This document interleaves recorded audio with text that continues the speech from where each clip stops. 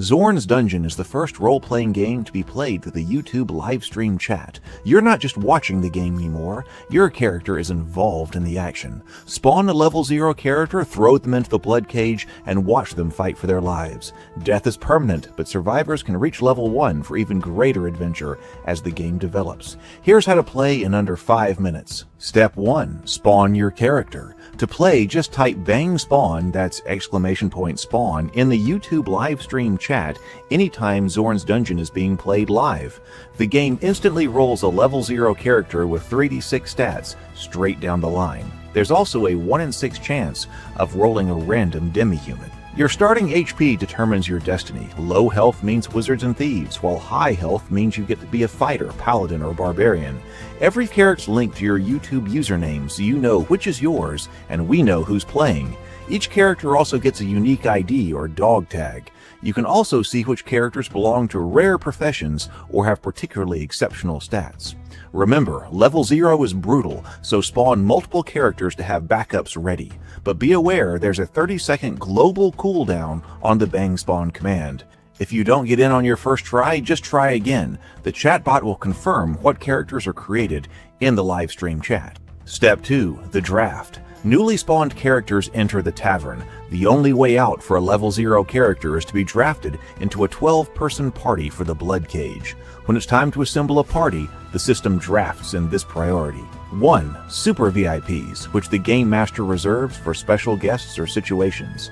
2. VIPs. Channel members get free VIP status once a month, and anyone can send in super chats to make one of their characters a VIP. Super chats with a specific dog tag attached guarantee that character will receive VIP status.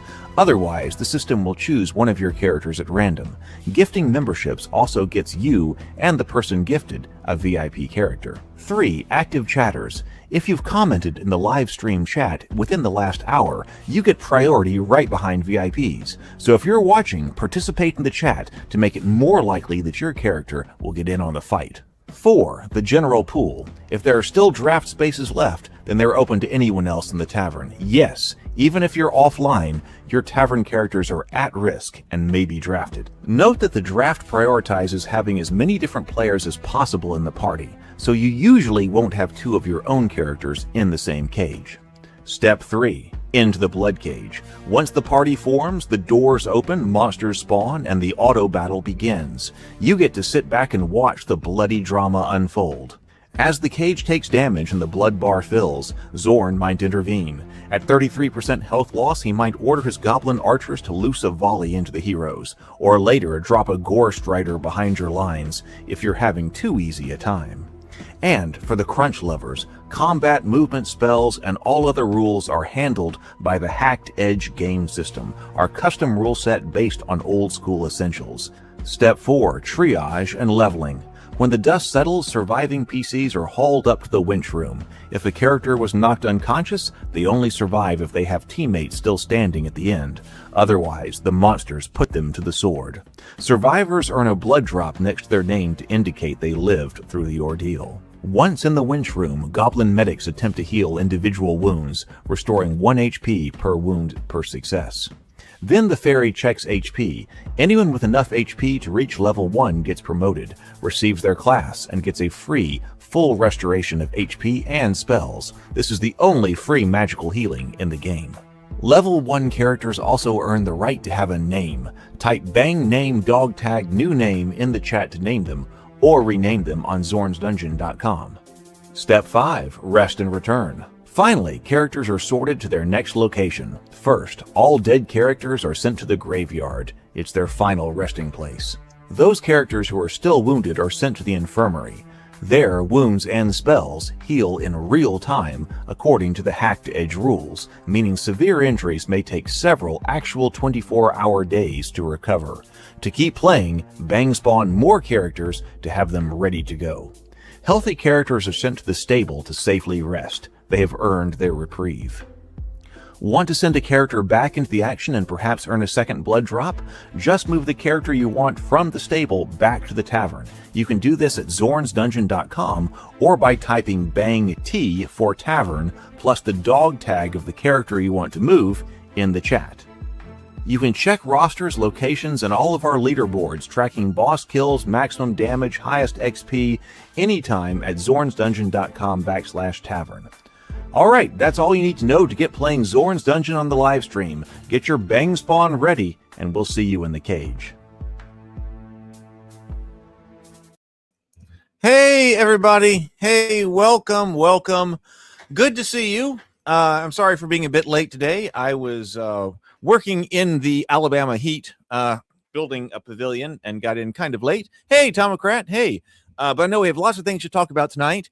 And I know you've got lots of things to talk about tonight, and we have run some more blood cages. I have made lots of changes. There's a lot of things to talk about. Flying Dominion here has come in.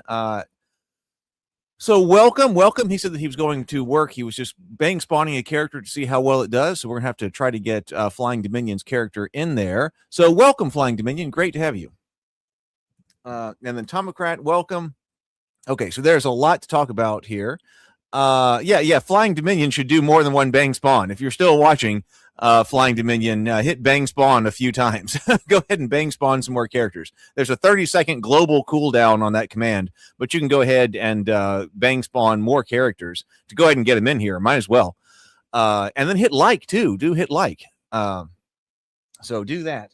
That way, if we do more than one, we're going to do more than one blood cage tonight. But that way, we will get more than one character in here. So, all right. So, I've got lots of things to talk about. And I know we got to scroll back up to the top of the comment section because I know Daniel was talking about stuff.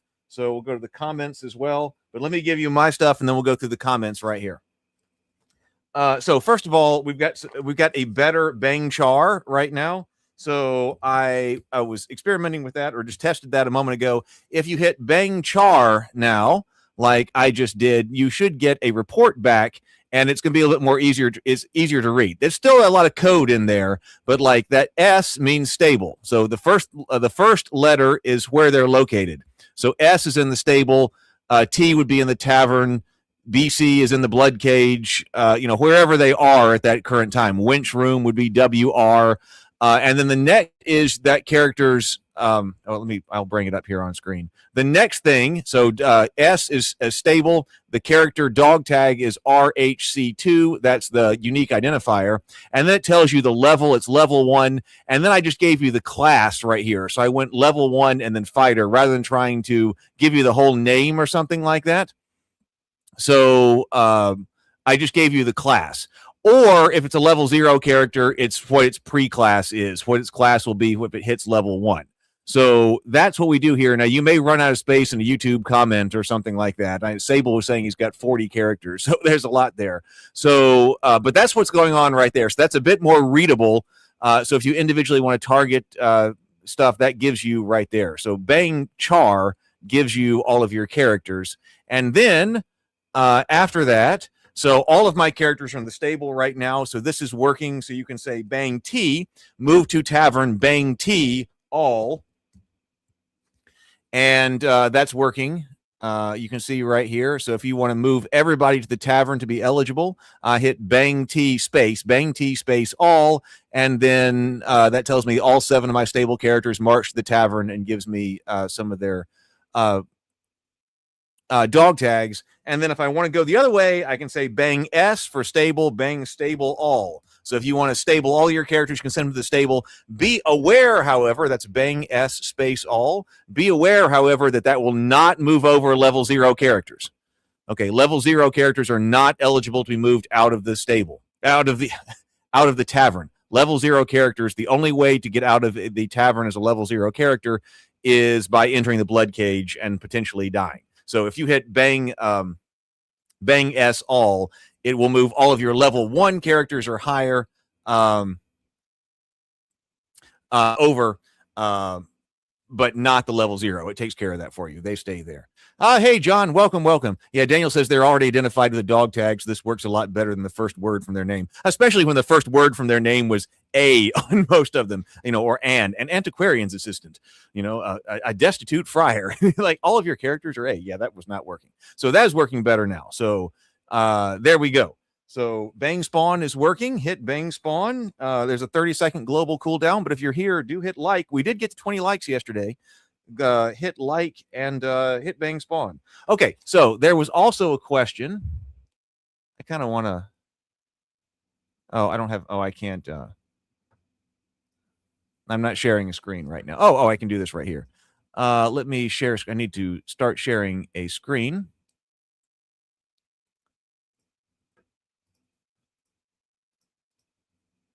There we go. So we got people coming in. Okay. But let's look at these statistics, because I was asked, it might have been Daniel last night or something. It was like, hey, why are these like rare, like uncommon, lowly herbalist is uncommon, green dwarf miner is uncommon and well-starred? That has to do with statistics. But like these uncommon kinds of character classes, and somebody asked, wait a minute, but I see them like being given to, Sable Phoenix is upgraded to Knight of the Geekverse.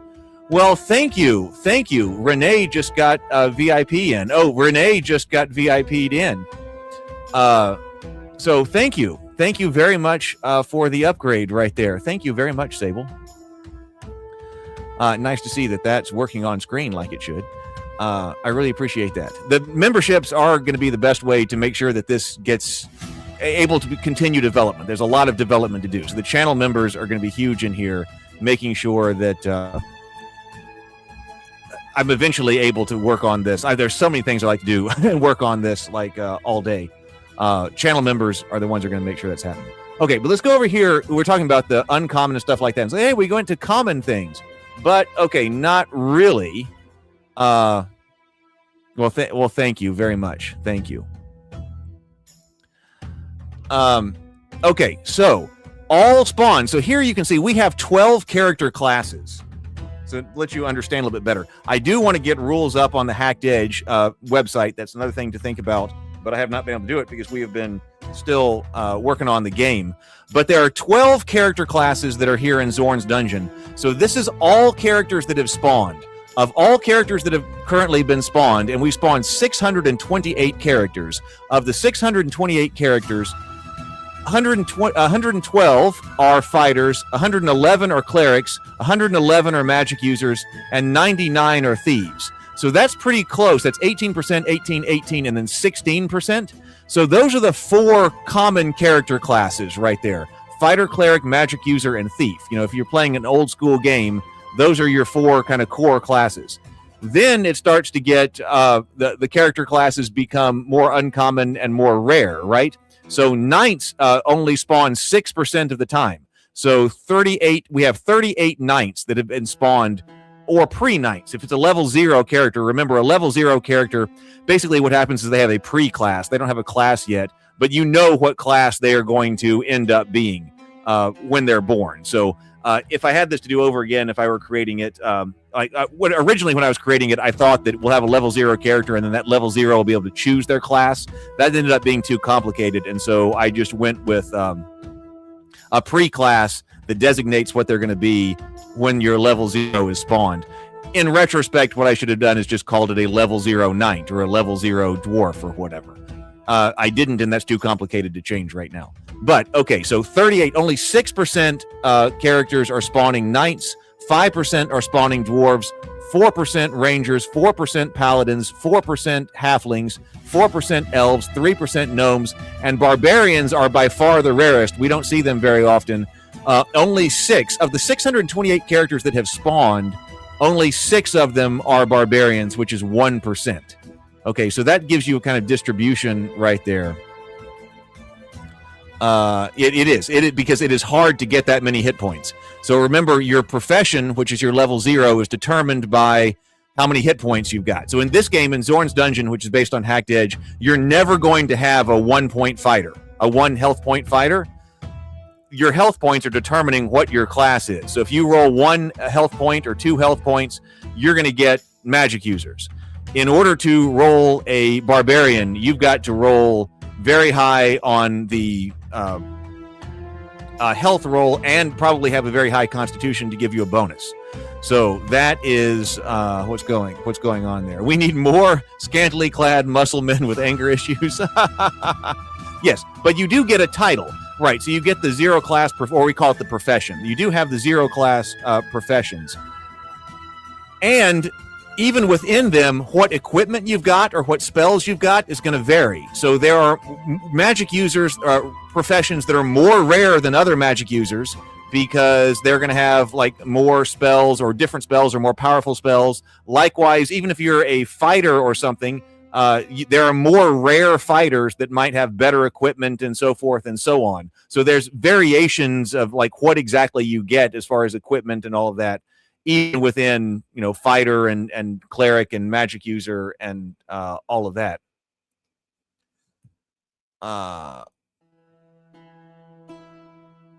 I have the VIPs float to the top so we can tell. So there's that going on. So that's what has been spawned. Currently living isn't quite as interesting because that combines people who have never been into a Bloodcage and are sitting in the tavern and have been for a long time with people who have actually gone in. So actually more important there is living and leveled. So if you look at this breakdown right here, let me drop this.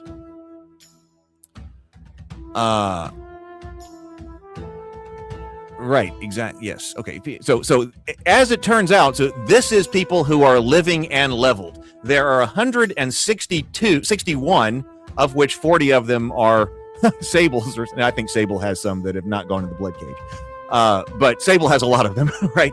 Living and leveled, there are 161 characters who are living and are level 1. 33% of them are fighters. 20% of them are fighters. 33 of them are fighters. 18%, 29 of them are magic users.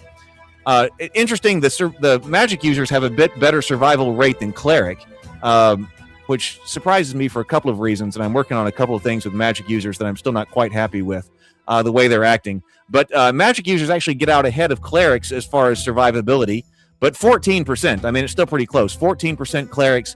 What does happen, I'm noticing, is that the knights, because they have all of the HP and equipment, the knights become the fourth most represented class. So they're more likely to survive. So we're at 12% with the knight. 12% knights, 12% knights, 20 of them, 12% thieves, 19, so 19 and 20. So knight actually becomes, even though it's a more difficult class to spawn, where is it on spawned? Knight is, knight below thief. But it looks like we kill off some thieves as they go through. So some thieves have a hard time. And they're low hit points and they're low armor. So the pre-thieves do get chewed up. Then dwarves, only 5% are dwarves, and they're all strays. Right? Not all strays, but Stray has this unusually good luck at rolling dwarves. And I think he might have 3 of those 8 dwarves that are living. Halflings 7, Paladin 7, which are both 4%, Elf 5%, Ranger, Gnome, and then Barbarian. There are only 2 living and leveled barbarians. Wow. Okay, only 1%. So when we're talking about rare classes and uncommon, we're talking about the professions, and even within variations within professions, what kind of spells you've got, what type of equipment you've got, things like that. But then also this distribution on the 12 classes that are represented in Zorn's dungeon. Whoa. Okay, so there we go. Hey, Tabletop Scholar, everybody's coming in. So,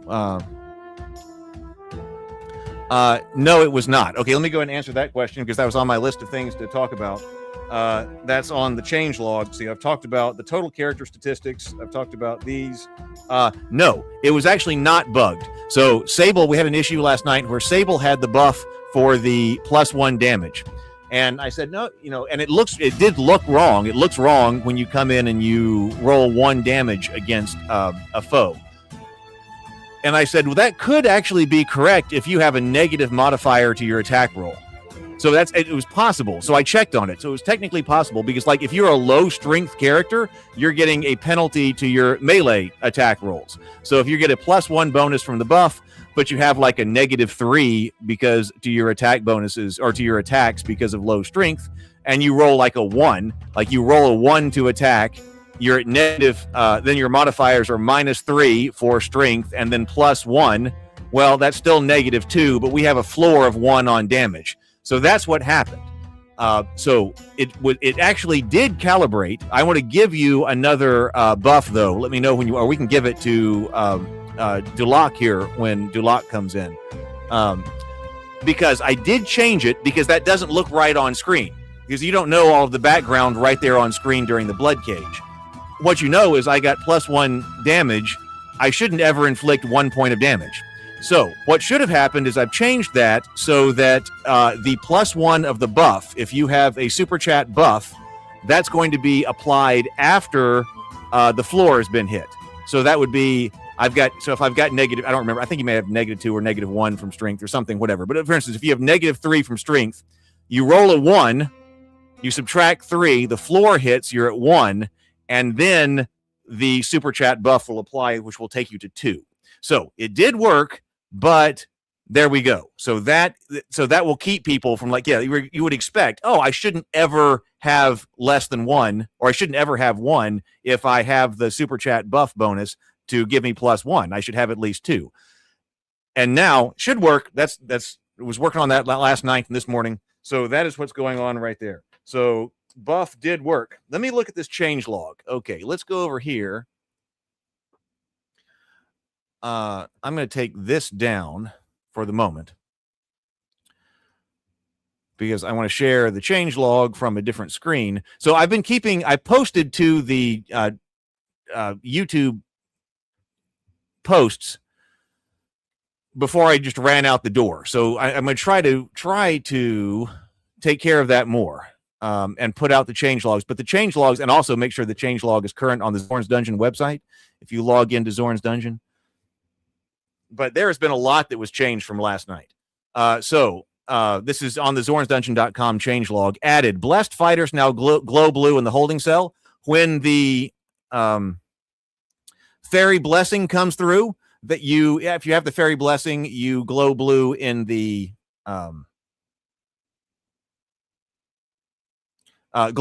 tavern, but you didn't carry that blue glow over into the holding cell. You do now. And by the way, now we are separating that, and that is very much separated from the +2 super chat bonus, +2 super chat bonus for temporary health. You can now stack both. I was kind of surprised last night when the little heart was showing on everybody after the fairy bonus, because I was like, hey, that's supposed to be +2. But the way it was wired up is if you ever had more than one or more temporary health points, that heart lit up. That's been fixed now. We have now added damage type resistance to some monsters, and particularly slimelings. The slime blobs aren't working right now, but the slimelings now take reduced damage from piercing damage. I've been working with spellcasters, and I'm still not exactly happy with the way that they are working, but we are now a caster is caught next to an enemy will give ground if he can, if he's not engagement locked, to step up and attack rather than attacking with a melee weapon. So let's watch for that. If the caster is locked in engagement locked, which means he's been attacked, he will either attack with a melee weapon, or if he has a spell that works in melee, he will use that. Support casters are now more likely to cast their support spells. We haven't seen enough of those. Zorn's Mercy. Okay, so here's the way that Zorn's Mercy is now working. At the end of round 3, Zorn spares the survivors when the party is down to a few still fighting.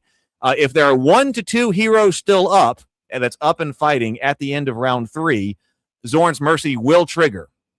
See what you think about these rules. If 3 or 4 heroes are still up, Zorn's Mercy will trigger if 3 or more monsters remain. And also, if there are 5 up at the end of 5 heroes up, if they are outnumbered 2 to 1, Zorn will call Mercy. Okay.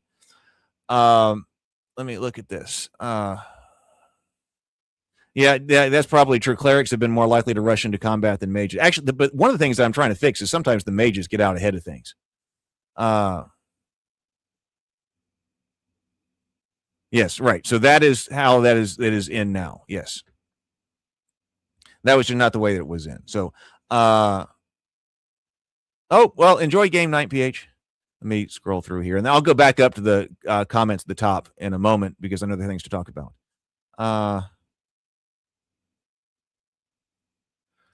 Notice last night there were a lot of bang spawns going down in the chat on top of each other right after a match ended, which means that only one got through and a bunch of other players got their request negated. Is it possible to have all spawn commands be placed into a queue, then fulfilled at a rate? I don't know if that's possible or not. I will have to check into that. Well, I'm trying to keep from overloading the server. Okay, so I have two issues here. I want to make sure the server's not overloaded and get fried or something if a lot come in. So that's the reason why Nightbot. In fact, Nightbot requires a cooldown. I'm not sure of some kind. Like I think it's a minimum of 5 seconds. So all the commands that go through Nightbot have a minimum 5 second global cooldown. But I also don't want somebody to come in here at the very beginning of the game and type bang spawn 50 times. And then if they do that, it will queue up and like be spawning them characters every 30 seconds and somebody else wouldn't get it. So that's another thing that I'm trying to fight with right there.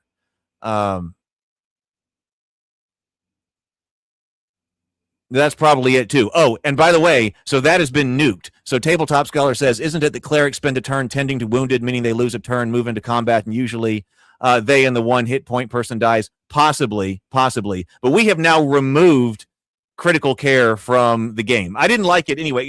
It was clearly not working the way that we were intending it. It was clearly not working the way that we were intending. Like we saw people come up and we're like, hey, we want that person to attack to go and kill something. And then they would try to go perform, critical care and bandage up somebody. And it rarely worked. And so it ate an action. And so we were not happy with that. So last night we were like, yeah, this is not working. So I have removed that from the game. Now, if somebody has a health potion, which we don't have right now, but if somebody has a health potion, if they have a healing spell, if they have other kinds of magical healing that will be instantly successful, that can be done in combat time, then that still remains. That can be done. But I didn't really like it anyway as I was going for the design of the game with the critical care, bandaging up somebody. That seems like something that should be done out of combat anyway. It doesn't sound like combat time is based on seconds. So it was kind of a holdover that there was non-magical critical care going on in the Bloodcage anyway. So we've removed it. So once we get to exploration turns in the dungeon or something like that, we can have critical care put back in non-magical care. But that could be, but that's gone now. So hopefully we can check on that, but we should not see that.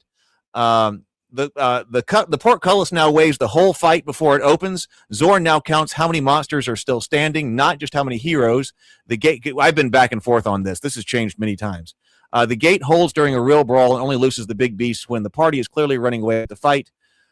Custom parties on the website can now include level 1 characters. I noticed that we were told that was only level 0 last time. It's now level 1. If you want to create a custom party on the website, I have done a lot of revisions on the monsters. In fact, I had never really been able to go through and do a complete revision on all of the monsters.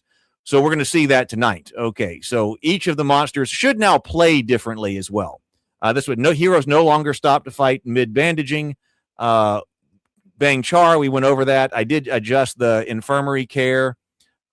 Super chat buffs, we talked about that. There was an issue when with the healing, which is what we saw last time. There might be ways when you could not have full health, but not have any wounds. And I fixed that, or should have fixed that.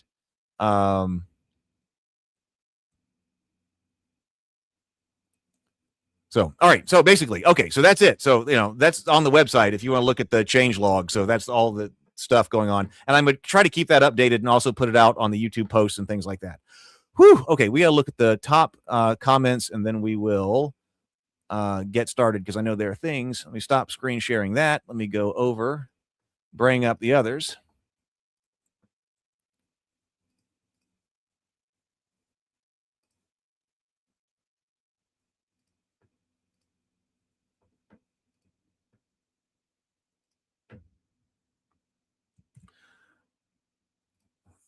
Okay.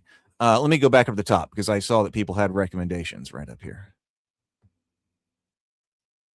Daniel says at the very top, let's see. I have a suggestion for, Daniel says, I've got a suggestion for Bloodcage balancing since combat is balanced around helmets and shields doing heavy lifting. Classes that don't have helmets and shields are even squishier. In comparison, I suggest that classes and monsters have a Zorn budget associated with them. Classes and monsters with less HP are worth less than classes with monsters with more. Zorn gets a slight bonus for being the master of the cage, plus the total budget worth of the player's classes, in which you can fill 14 slots in the cage. Does that make sense? So in a hypothetical scenario with all wizards, low HP, no helm, no shields, no stamina, Zorn really only gets access to his lowest level monsters, and there's a chance the wizards don't TPK. That is not a bad idea.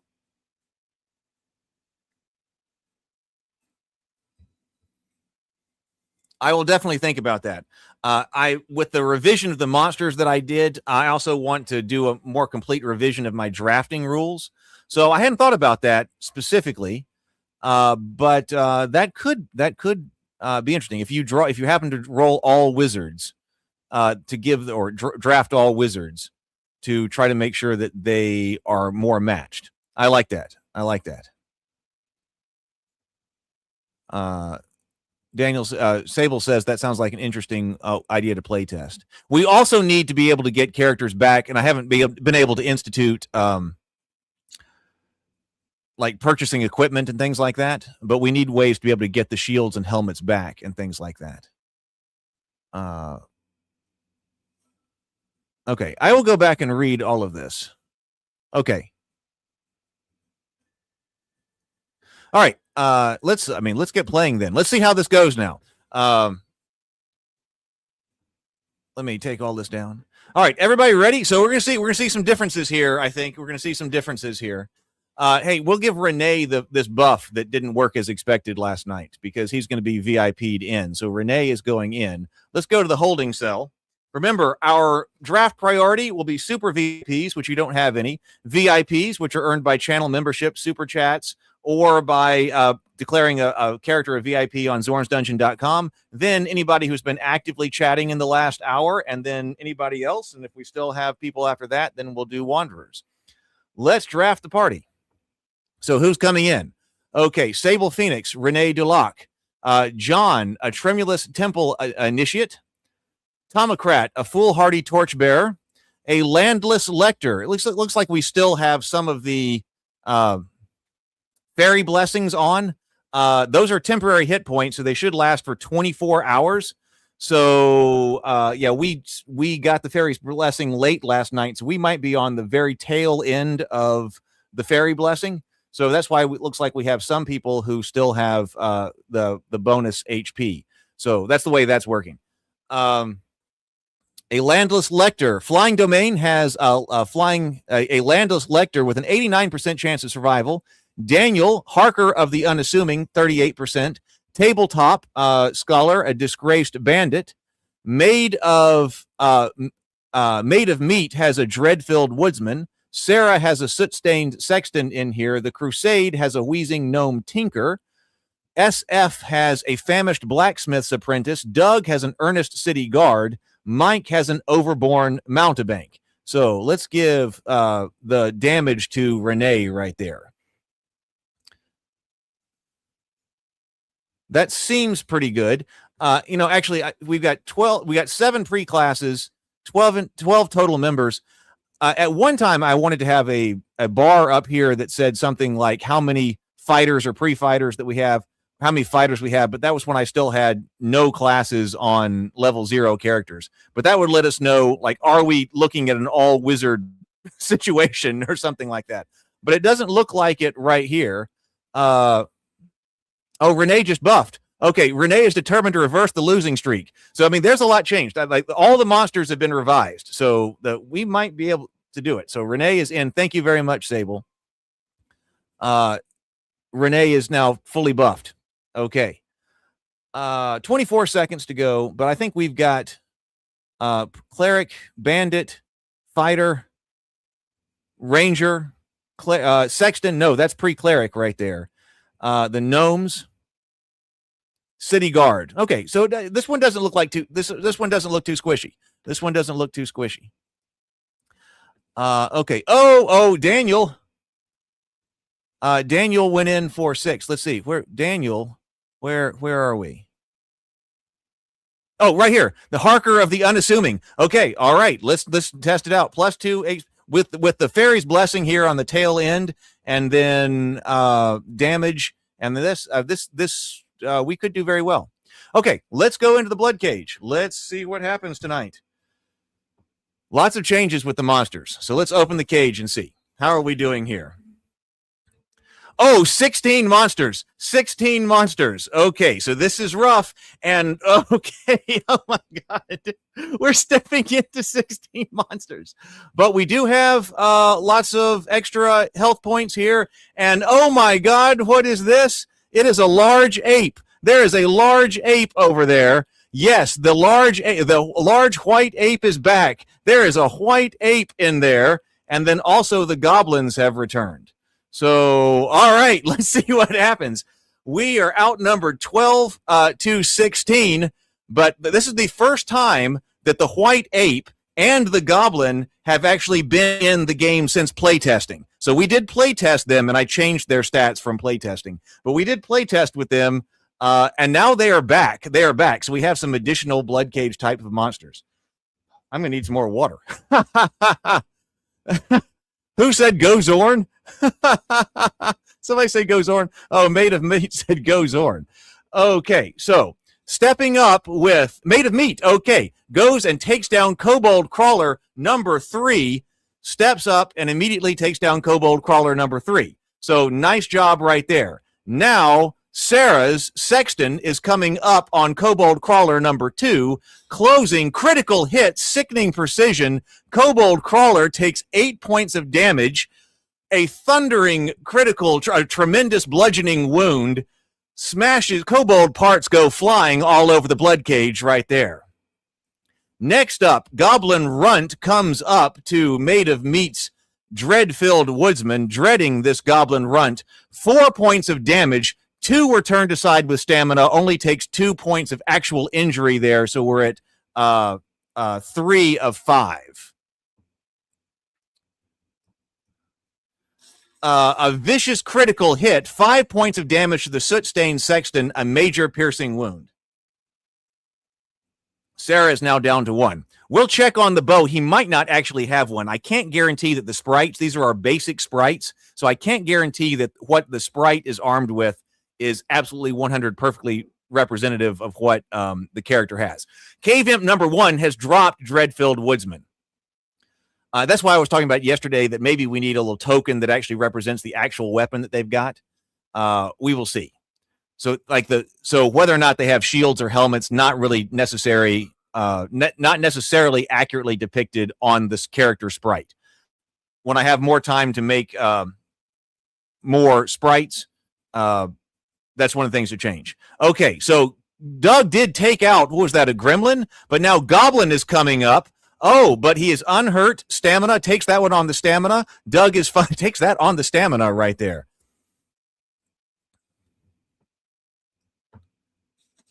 Oh, yeah, because Made of Meat said, okay, he had a hand axe, not a bow. So that's what happened. So he actually had a hand axe right there. Oh, Sarah's soot-stained Sexton. So we did lose a pre-paladin right there. Gremlin coming in to Doug. 3 points of damage, 1 turned aside from stamina, 2 of which are taken as injury. 10 PCs up to 13 monsters now. Okay, an overborn mountebank coming into Gremlin, 1 point of damage to the Gremlin, but that's now enough to kill a Gremlin. So the Gremlin staggers, twitches, and falls. 10 PCs to 12 monsters. The PCs are cutting them down to size. So it looks like, what have we got up here? Oh, the Wheezing Gnome, the Crusade, moves toward Gremlin number 1. Oh, but is unable to cast or attack. Gremlin number 1 is now being attacked in the flank by the disgraced bandit. Gremlin takes 4 points of damage, a moderate slashing wound. The Gremlin drops dead. Blood pools beneath. A foolhardy torchbearer, Tomocrat, now comes up on the Cave Imp, closing with the Cave Imp, 2 points of damage. Cave Imps are now fast. They are ahead in the initiative order. They are in the top half of the initiative order. So one of the things about the Cave Imps are they fly, which is not important right now because there's nothing to fly over.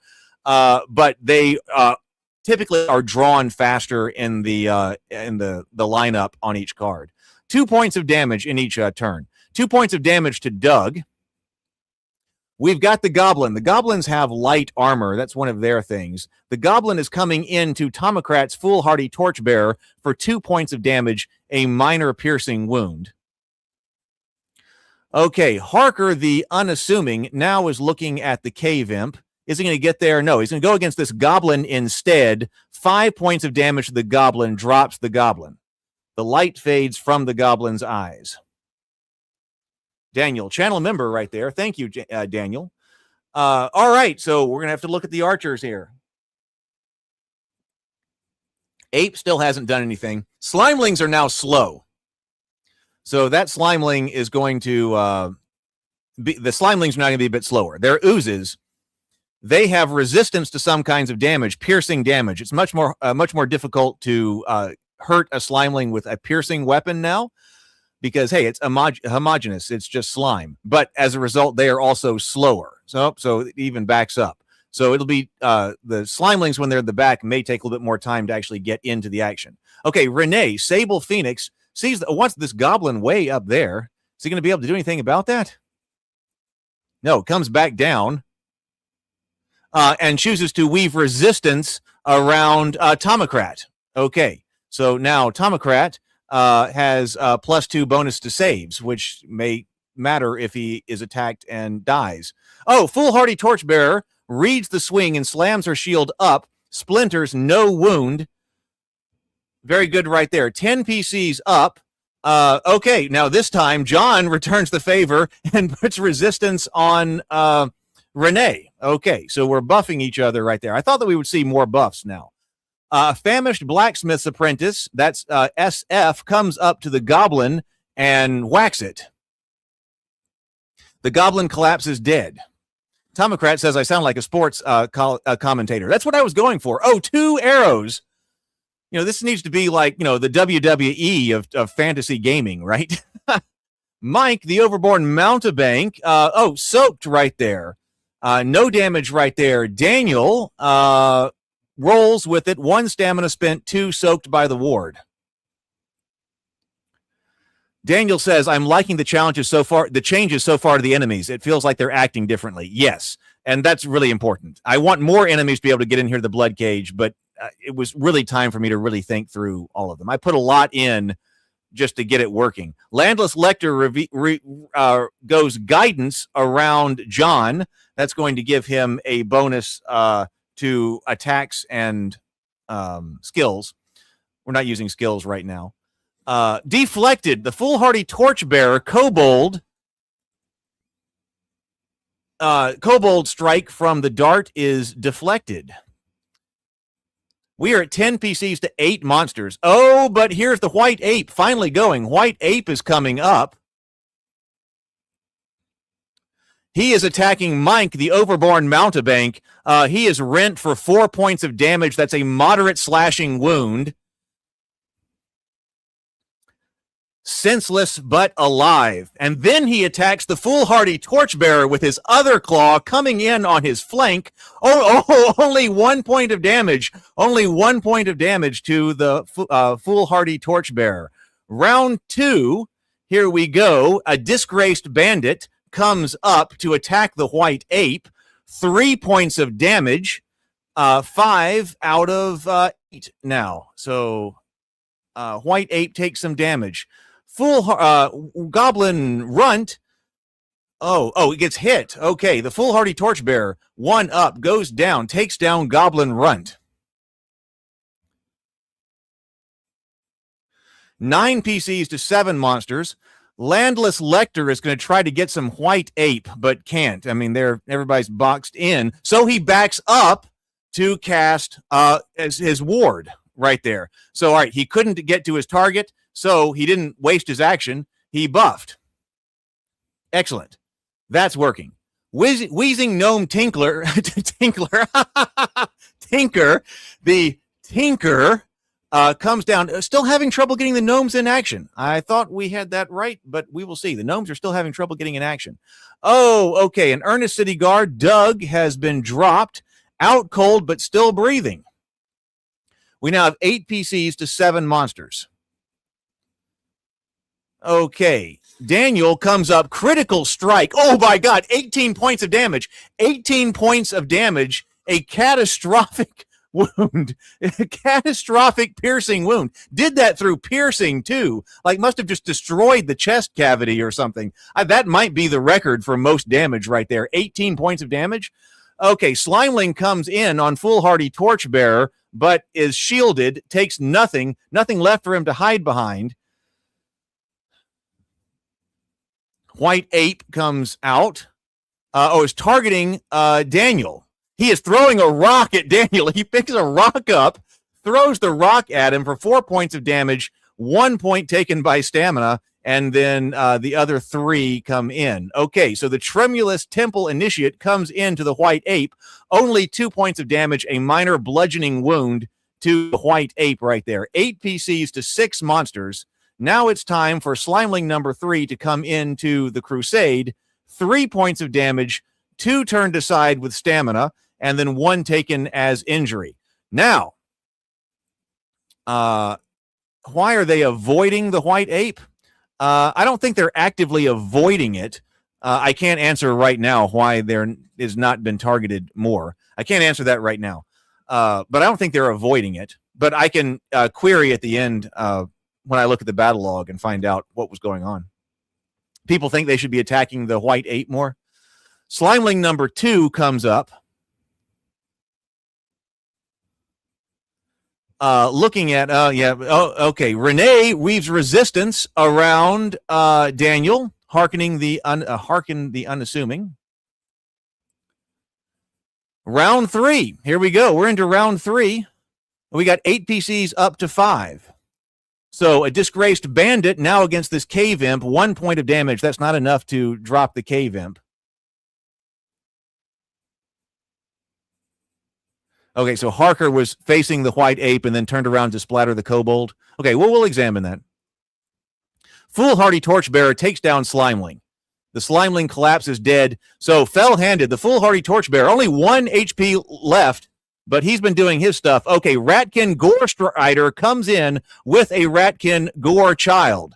So now they are behind us now. The Gore Strider comes in to Flying Dominion. 6 points of damage, a major slashing wound. The Landless Lector staggers once and falls forever. So now we've got the Ratkin Gore Child coming in. The Famished Blacksmith's Apprentice. 1 is turned aside. He takes 4 as injury, a moderate slashing wound. Now it's the ape up to John. The White Ape is coming in. First one is deflected. Deflected. The Tremulous Temple Initiate drives his shield forward, deflects, then the ape comes again for 2 point slashing wound. Okay, so driving off that ape. Nice job. Can we get this, the gnome in action? Okay, he attacks the Slimeling, bludgeoning for 1 point of damage. We needed more from the Tinker. Harker the Unassuming is now going after the Ratkin Gore Child. Coming in on the flank of the Gore Child, 4 points of damage, a moderate piercing wound. The Gore Child is now down to 1. We are 7 PCs to 6 monsters, 7 to 6. Cave Imp now coming in to Tabletop Scholar, who does have 2 points of damage. 2 points of stamina, does use them, only takes a minor injury as a result. Slimeling number 2 now targets John with 3. Deflected right there. I mean, how hard can it be to deflect a Slimeling's pseudopod? I mean, how fast can it be? Okay, so nice job. Okay, Famished Blacksmith SF coming into the Gore Child. I bet he's going to be able to finish it off. Critical strike. No mercy. 16 points of damage. 16 points of damage. The Ratkin Gore Child takes a 16-point catastrophic bludgeoning wound. Out, fell-handed, a Famished Blacksmith's Apprentice has taken down 3. We are now 7 PCs to 5 monsters. And now John is looking at that White Ape and wants some. 4 points of damage to the White Ape, cuts it down. The White Ape drops dead, blood pools beneath. And the White Ape does count for a larger monster. So on our leaderboard there. Let's see. Slimeling. Okay. So the Slimeling attacked the gnome. I was looking over at the Tremulous Temple Initiate deserves a name. Yes, absolutely, Daniel. Okay, a foolhardy torchbearer is now looking at Cave Imp number 2, wants some Cave Imp. Cave Imp is slashed for 4 points of damage, a moderate slashing wound. The Cave Imp goes down permanently.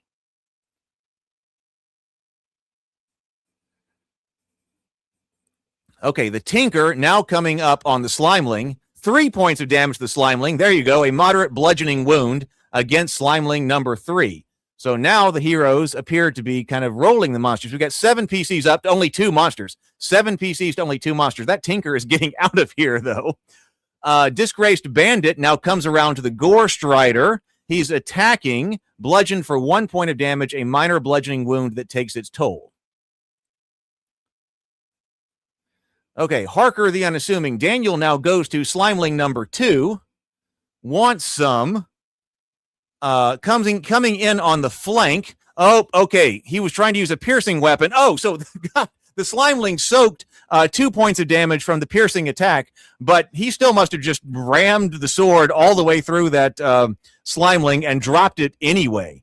Ratkin Gorestrider's turn. Is he going to do some damage before we get out of here? Looking at the Disgraced Bandit, 3 points of damage. Yes, that's enough to drop him. Oh, but he drops to the floor unconscious, but alive.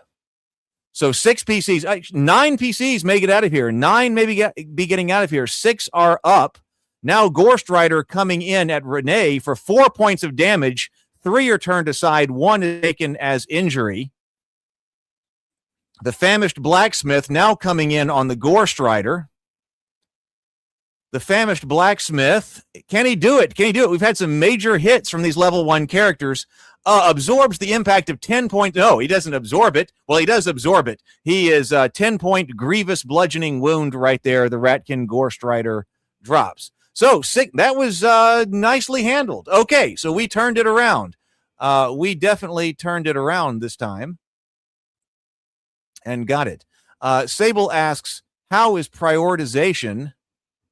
How is target prioritization handled? Seems like a double attack monster like the Ape or the Gorestrider should be prioritized over a slow 1-attack monster like the Slimeling.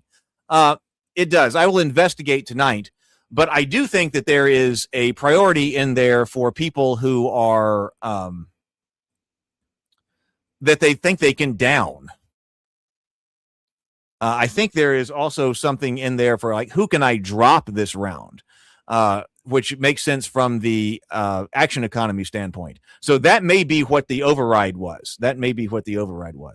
How many likes do we have? Did we hit likes? I didn't get an email out today.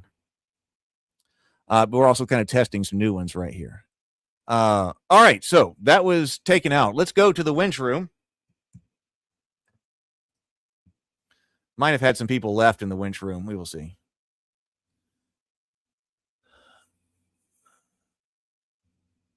Yeah, I was running a test, so I don't think I took all. There are some test characters in here. Are these wanderers? Yeah, there were some wanderers in here because I was running a test before the stream right here. Let's deploy the Goblin Medics. That's fine. They're all stacked up here in the winch room. Goblin Medics tend to wound 1 HP, so Doug gets that back. Oh, and another one. Okay, and that's Doug won't get free healing. Foolhardy Torchbearer taken care of. Nothing going there. A Famished Blacksmith's Apprentice, SF. Oh, that was quite a hero right there. Goblin Medics tend to a wound. Let's see. Harker the Unassuming, another quite a hero right there.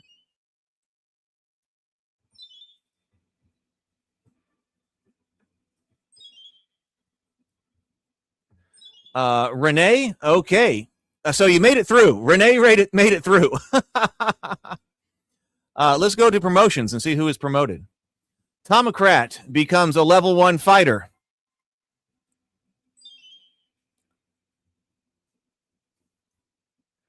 Disgraced Bandit becomes a thief. So we got another thief through. So thief did make it through. Now 4 hit points and 2 stamina. Tremulous Temple Initiate becomes a paladin. So, okay, so one of the rare paladins. We do have a paladin. So John has a paladin there. Overwhelmed Cavalry Trooper, Knight, level 1. Oh, that's a Wanderer, so they'll end up being removed. That was one of my test characters right there.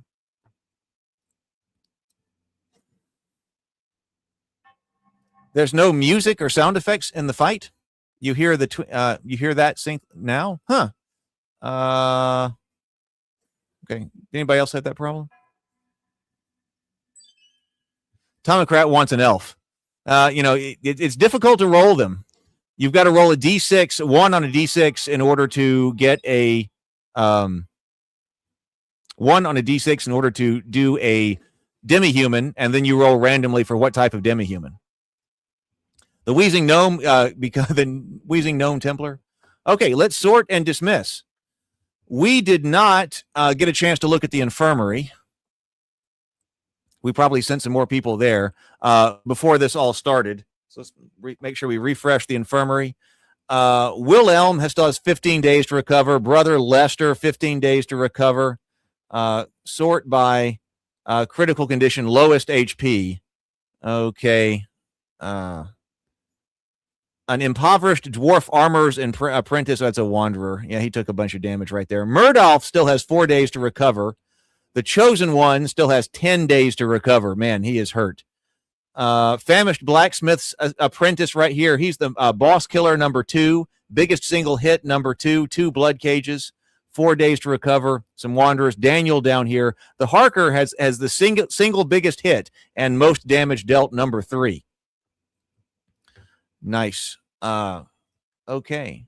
So stable. You can hit. If you want all of your characters moved over, hit bang T space all, bang T space all, and it'll move all of your characters over. The leaderboard, we'll be sure we check this tonight. So now blood drops. Boars is the only character with 4 blood drops right now who is living. Several with 3, though. Oh, Renee now has 3.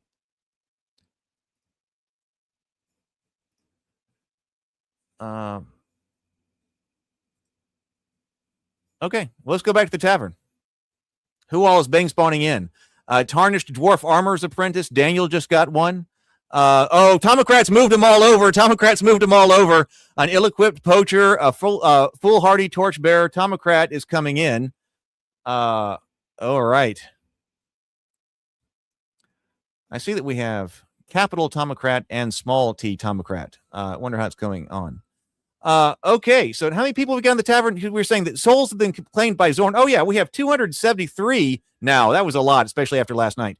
273 souls claimed by Zorn. Only 228 here currently in the tavern. So let's get the tavern stocked.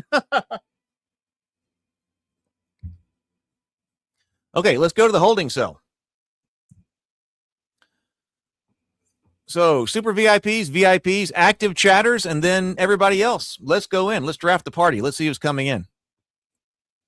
Tomocrat, a lowly temple initiate. You're in. John, a green dwarf miner. Uncommon and well-starred. Uncommon and well-starred. The tabletop scholar, a feverish blacksmith's apprentice.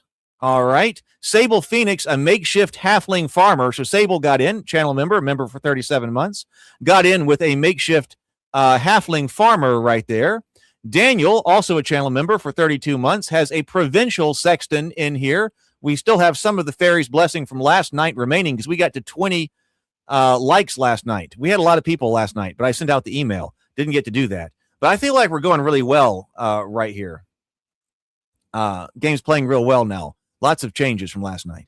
Made of Meat has, it might say made of metal, but no, it's Made of Meat, of course. Best odds of survival, 84% chance of survival. A dust-covered sexton. Brett's a debt-ridden wizard's apprentice over here with the fairy's blessing. Shellmel, been a while since Shellmel's had a character in here. Shellmel has a disowned temple initiate. Andrew has a solemn halfling bounder's trail hand in here. Bill Holmes, who is a new member, has Trin Steelhelm. Okay, a first-level character coming in. And then Stray has an indentured lector who is also level 1. So lots of good chances of success. I don't see anybody who's red. I guess that has to do with some of our fairy's blessing and things like that that's going in right here. So nice. Yes, Daniel says that one is a good dwarf. It absolutely is. The green dwarf. Oh, I should be able to pull up the whole character sheet. Yeah, the green dwarf. Well, this is John's dwarf. Dex of 17, strength of 10. Okay, but Dex 17. Yes, 6 hit points and 2 stamina. 6 hit points and 2 stamina, probably because of because of high dex. Stamina gives you dex, so he's really agile. So he gets 2 plus. So there's a dwarf that has 2 stamina for being a really agile dwarf. So rolled really well right there. What's his weapon? Death saves. Looks like a pick. Looks like he's fighting with a pick. So we want to keep him alive. Let's see. All right. 5 seconds, then we will go in.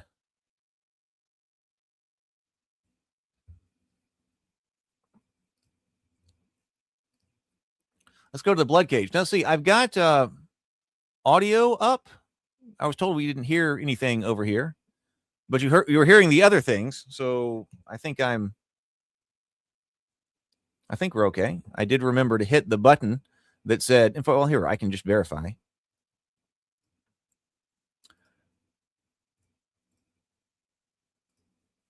I am sharing system audio. So let's see. Okay, so just in case. All right, let's open the Bloodcage. So how are we doing here? Oh, the dwarf you just spawned. Oh, 8 HP dwarf, no stamina. Okay, so we look really prepared here. So this is 12 PCs to 15 monsters. 1 white ape is in here, and then we have 3 goblins over here. So 1 white ape and then goblins, and then we're filling in with only 1 of the slimelings in the back here.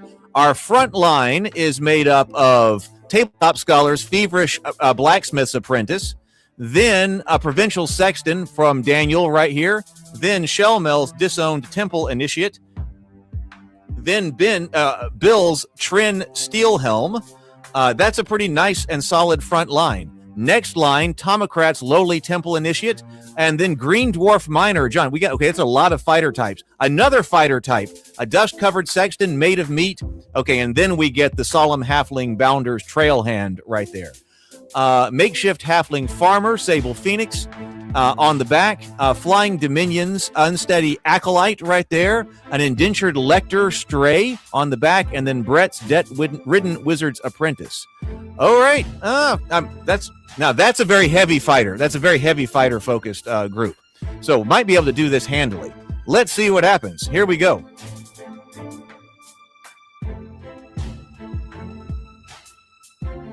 We're starting off with a goblin. Probably not going to be able to get there to attack. No, he's not. So there we go. I think having a dwarf named Boffer would be fantastic. Okay, so Green Dwarf comes up to Goblin, hammers him right there. Moderate piercing wound. The Green Dwarf Miner, yes, it takes out a Goblin. Classic Goblin, classic matchup right there. Dwarf versus Goblin. The Dwarf does what he needs to do. So now Kobold Crawler number 2 is coming in on the Dwarf Miner's flank and takes 3 points of damage, 2 of which are turned aside with stamina, 1 of which is taken as an actual wound right there. Kobold Crawler then Kobold Crawler moves up. Okay, now it's Sable Phoenix's halfling. What's the halfling going to do from the back? Oh, want some Kobold Crawler. Oh, John says I hear the music and sound effects now. Excellent, excellent. So 5 points of damage. So nice job, Sable. Sable steps up and hacks apart the Kobold. Also a classic matchup right there. Kobold and Halfling. Okay, Goblin moving in. Oh, now Goblin wants some Dwarf. Goblin is upset, wants some Dwarf, does 2 points of damage to the Green Dwarf. Now Trin, Bill, comes up, moving toward the Kobold. Critical hit, slammed for 20 points of damage. Trin does 20 points of damage, a catastrophic wound to the Kobold. That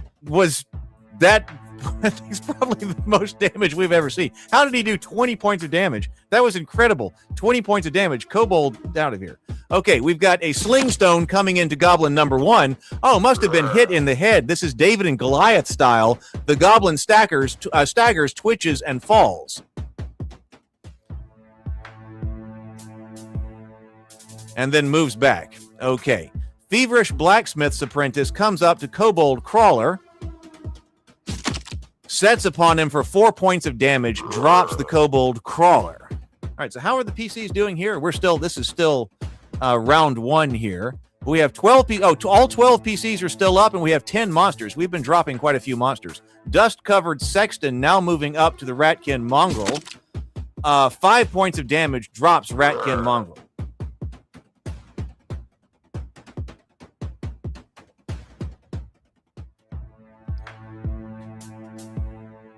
Heroes again. Disowned Temple Initiate, Shellmel. Looking at Ratkin Mongrel. Is she going to be able to make it over there? Yes, she is. Closes with the Mongrel. Hit for 9 points of damage. Grievous wound. Death claims the Ratkin Mongrel. Once again, level 1 PCs do hit harder now. You're going to notice that level 1 PCs do hit harder. That was a change I made 2 days ago. But the Temple Initiate takes 4. But has the temporary hit points, so definitely useful right there. That was a critical hit. Yeah, we're seeing we do have a white ape with this many monsters. There's still a white ape. Goblin comes in. Shellmel deflects it. No wound, no stamina spent. Sexton, Daniel, now coming up on Cave Imp. Still have all 12 of our heroes up. Critical hit, 7 points of damage to the Cave Imp. A tremendous bludgeoning wound. Cave Imp buckles. Lowly, man, heroes draw again. Temple Initiate looking at this goblin that's up at the top of the cage. Coming in. 3 points of damage, but that's enough to drop a goblin. That's enough to drop a goblin. The goblin collapses. Yes, the heroes, Sable says, holy crap, the heroes got ticked off by the slaughter last night. I guess they did. They are now putting the hurt down.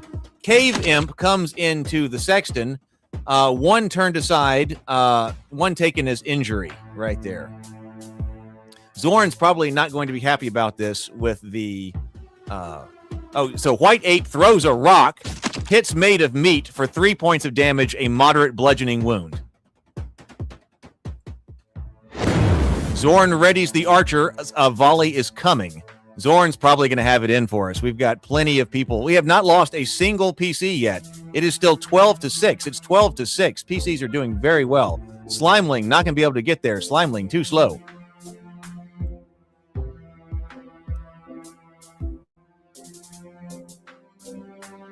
Sexton has -1 to damage, Daniel says. Sacred Flame at the White Ape. Sacred Flame coming in. White Ape is struck for 1 point of damage. Moderate radiant from Flying Dominion, the unsteady Acolyte. Cave Imp number 2 is now coming down to Daniel. Cave Imp. A Provincial Sexton is hit for 2 points of damage, a minor slashing wound. Arrow Storm. Okay, let's see what happens with the arrow. 6 arrows. We got to take 6 arrows here. Goblin archers atop the Bloodcage shoot. Flying Dominion, unsteady Acolyte, 4 points of damage. A Disowned Temple Initiate takes 1 point of damage. Wizard's Apprentice. The debt-ridden Wizard's Apprentice only had 1 health point anyway, so that was enough. Spells are light, Sable says. It's just me to do spells hit for only 1 point of damage more often than other attacks. That's probably true. They are only cantrips. They are cantrip spells right now. In fact, we got to get some level 1 spells in the game. So expect level 1 spells. Just like the heroes are hitting harder with their melee weapons, once we get level 1 spells in the game, expect the level 1 spells to also hit harder than the cantrips.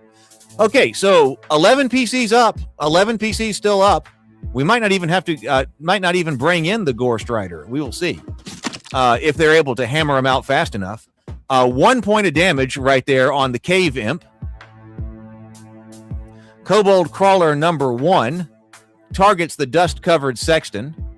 It's going to throw 2 points of damage, 3 points of damage. The dust-covered Sexton made it. Drops, but passes the death save. So laying on the floor. 10 PCs up, 1 on the floor. Round 2. Indentured Lector targets the Cave Imp.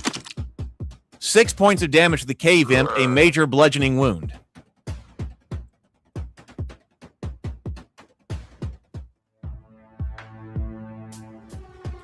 Disowned Temple Initiate weaves resistance around Tabletop Scholar's Feverish Blacksmith's Apprentice.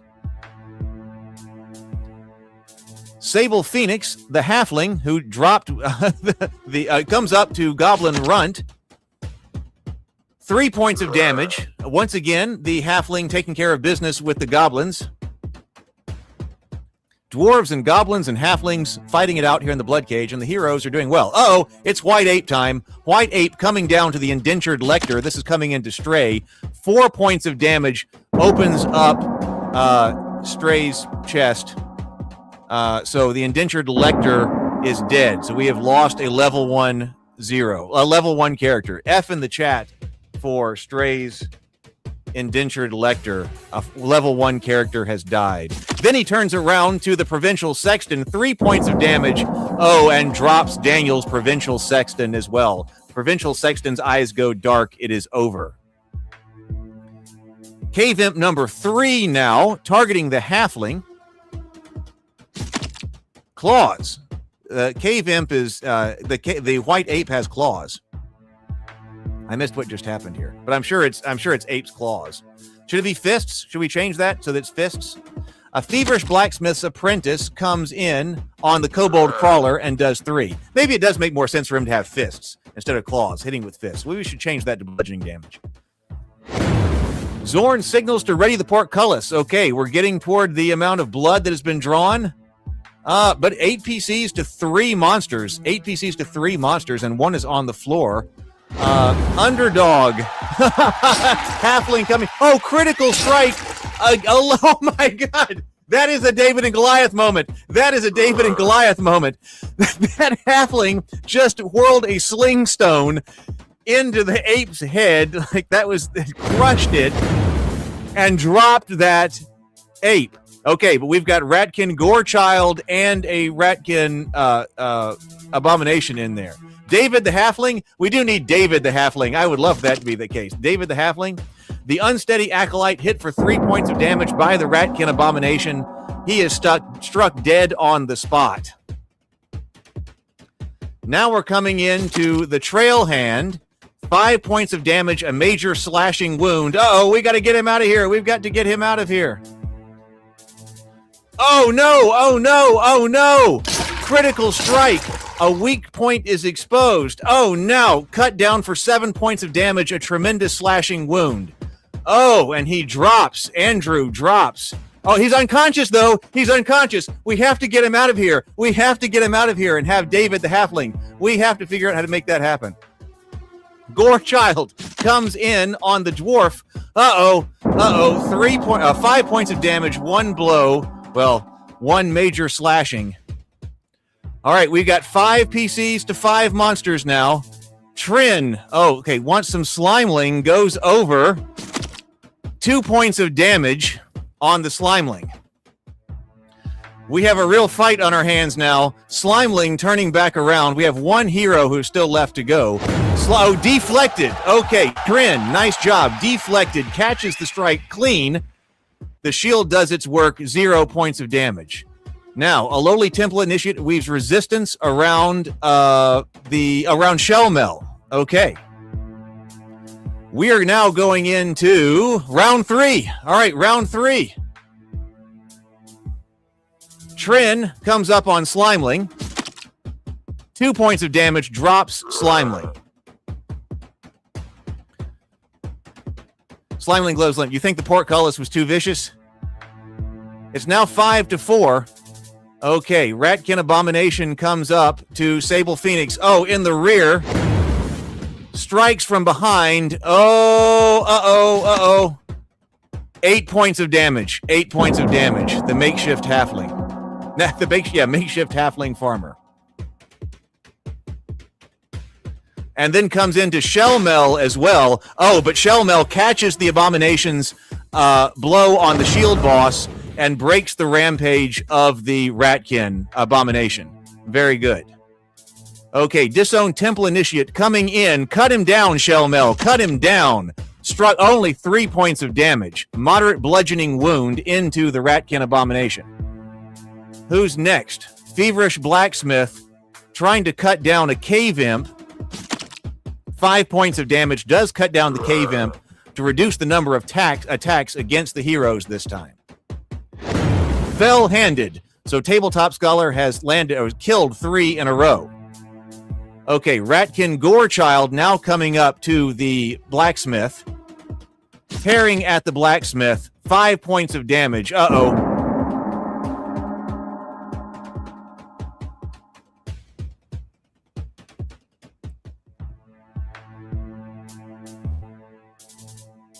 Ratkin Abomination. Hey, Doc Flamingo. Comes in for attacks. Uh-oh. The disowned Shellmel. Epic defense. Oh no, epic defense. Oh, but then comes in with the next attack, rocked for 10 points of damage. A grievous slashing wound. Good to see you, Doc Flamingo. Member for 28 months. Thank you so much, Doc. Oh, Shellmel has fallen. F in the chat for Shellmel. A disowned Temple Initiate has fallen. F in the chat.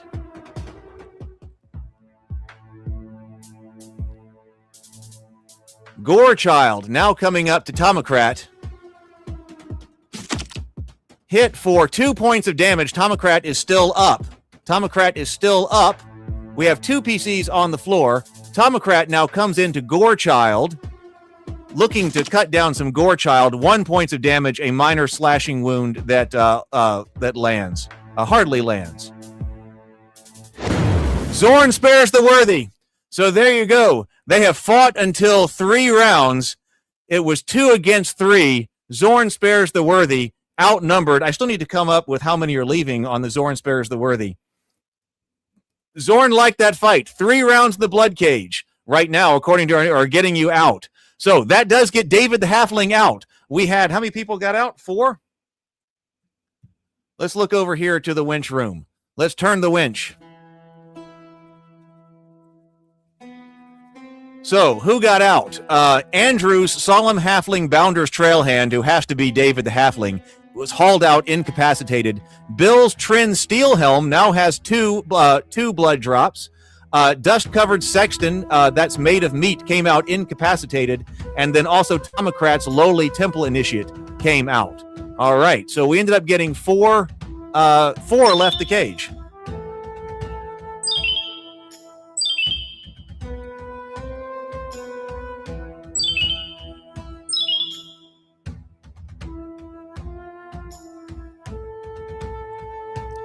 And let's go to promotions. Tomocrat, level 1 Paladin, a lowly Temple Initiate, right there.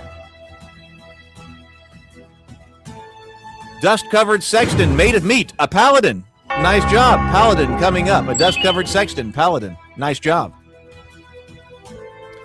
Solemn Trailhand, Andrews, Halfling, level 1 Halfling. Up and at 'em, Halfling. That one's got to be David the Halfling. Absolutely. What he did with that ape was just absolutely incredible. All right, let's sort and dismiss to everybody. All right, so doing well. All right, so that's 2. Doc Flamingo has a debt-ridden torchbearer who has been VIP'd. So Doc Flamingo, thank you. That was, I believe that came from the super chat. So Doc Flamingo is coming in. Isn't that the case? Yeah, Doc Flamingo. I don't think it's pulled your shield yet. Maybe because you haven't logged in or something. But Doc Flamingo, a member, so he is coming in VIP. So we got VIP access right there. How are Zorn's actions determined? Are they die rolls or are they deterministic? If they are die rolls, are they weighted somehow? What do you mean by actions? You're talking about? You're not talking about just whether or not you hit with damage or not or something, right? You're talking about how exactly they decide what to do. It's not deterministic. That's another reason. So I want to put that out so that especially once we get it down, so that you can run blood cages like on your tabletop. And if you want to automate Zorn, but it's not deterministic. Well, some things are like, we said if Zorn will spare the worthy if there are 1 or 2 at the end of round 3 and things like that. Arrow, Storm, and Portcullis. Oh, Arrow, Storm, and Portcullis. No, they are not random. They are deterministic. Zorn evaluates at the end at each one of those calls to determine how many arrows to shoot, if any, and then what monsters to put in. Yeah. So those things are deterministic. There is an evaluation at that time. So we think that perhaps the Portcullis was hitting too hard on that one. There were a lot of heroes up when the Portcullis opened. But we will take a look at it as always. Okay, so let's go. VIPs first, then active chatters, then anybody else who is here. Let's draft the party. Let's see who's going in. I might need to get more water. Doc Flamingo's debt-ridden torchbearer is going in. Tomocrat has we're at 13 likes. Thank you. If we get to 20, we'll get another fairy's blessing. Tomocrat, a shoddy lector, a tabletop scholar, has a fugitive elf minstrel in here. Sable Phoenix with great odds of survival, 82% chance of survival. Vengeful City Guard. Daniel has a tarnished dwarf armorer's apprentice in here. Maid of Meat has a resigned pilgrim here. Trickshot Bro has a lurking torchbearer. Bill, one of our new members, has an unprepared porter in here. Flying Dominion has a cracked cultist. Brent has a wanted merchant's guard. Y3T has a jaded cut purse. And Sarah has a stooped smuggler. So, this is all level 0. This is a pure level 0 cage. There are no level 1 characters in here. So we're doing pure level 0 to see who wins and who gets out and who gets to be promoted to level 1. So that's kind of, what the Bloodcage is designed for. Culling level 0 characters and seeing who we can make and turn into level 1 characters. But it looks like we have some really great chances of survival here. Because 73% chance of survival right here, Sable Phoenix. Daniel goes overflow. Thank you so much, Daniel. Let's see. This should, let's make sure that triggers. Daniel says overflow for, yes, it does. Daniel comes in with a $10 super chat.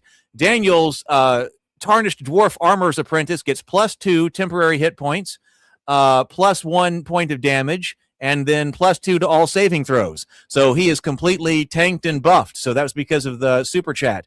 Thank you very much, Daniel. And then also Sable says vengeance. So we had $10 from Daniel. So that was overflow. And then also Sable Phoenix puts on another +2 temporary hit points onto the Vengeful City Guard. Okay. All right. Oh, and I even have an auto response in there for those. Okay. All right. So I think we got 13 seconds. 13 seconds. Oh, I tell you what, I'm going to grab water. I'm going to grab water. Just 1 second. Overflow is working nice. Yes. I love the auto stuff. Okay. Let me grab more water and then we'll do Bloodcage number 3. Just 1 second.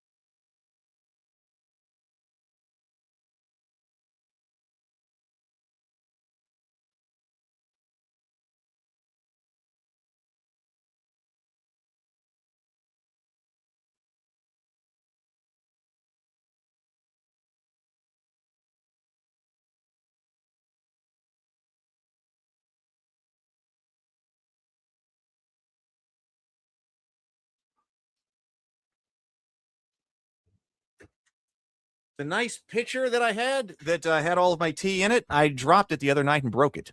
So I need another big pitcher to bring more water in here. Okay. All right. Let's go to the Bloodcage. All right. Let's go.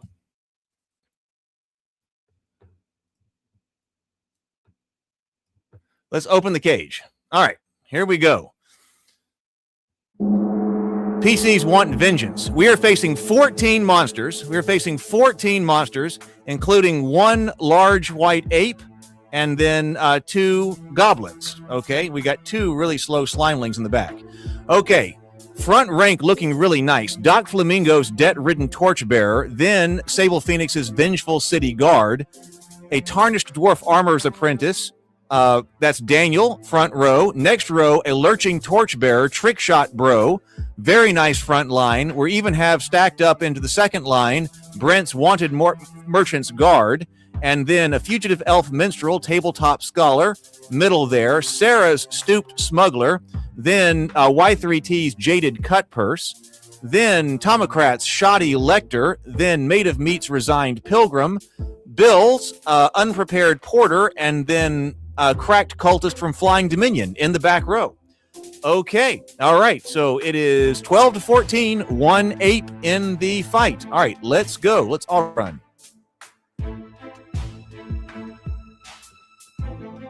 So elf draws first, shoots firebolt at a kobold crawler, burned for 1 point of damage, a minor fire wound. So yes, that's a fire cantrip. Elf moves up. Brave elf. Elf could get swarmed down there. Shoddy Lector. This is Tomocrat going up to Kobold Crawler at the top. Setting upon the Kobold Crawler 4 points of damage, a moderate bludgeoning wound, more than enough to take out a kobold. The tabletop scholar says, "Rip my elf." Yes, I bet this gremlin wants some elf. The gremlin's coming down. Setting upon the elf minstrel, rocked for 2 points of damage, a minor slashing wound. Kobold Crawler number 2 is now looking at Tomocrat.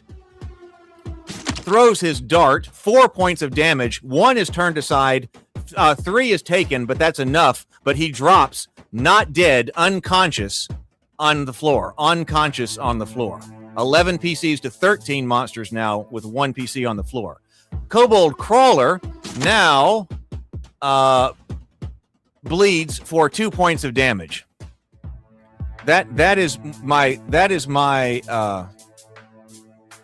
Daniel. That is the thing that is next on my list to solve. That is the next thing that's on my list to solve, because I think that is definitely a problem. I agree, because I'm not sure why they do that. Oh, yeah, the elf dropped. Ouch, yes, I'm sorry. So the elf did get swarmed. Yes, that is really the next thing that I've got to solve and is on my list tonight. Goblin 2 moves toward a vengeful city guard, moving towards Sable, but can't get there. Having the monsters spend things to move, actions to move is nice. Cave Imp comes for 2 points to a debt-ridden torchbearer. Oh, he did survive his saving throw. Oh, I was looking at it. Yes, he did survive the saving throw. So we have 10 PCs up, but both of them have passed their saving throw. Goblin 1 moves towards a tarnished dwarf armor,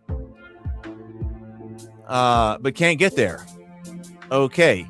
Brent comes up to Kobold number 3, attacks Kobold Crawler. Critical hit, 13 points of damage, a catastrophic piercing wound. Death claims the Kobold Crawler.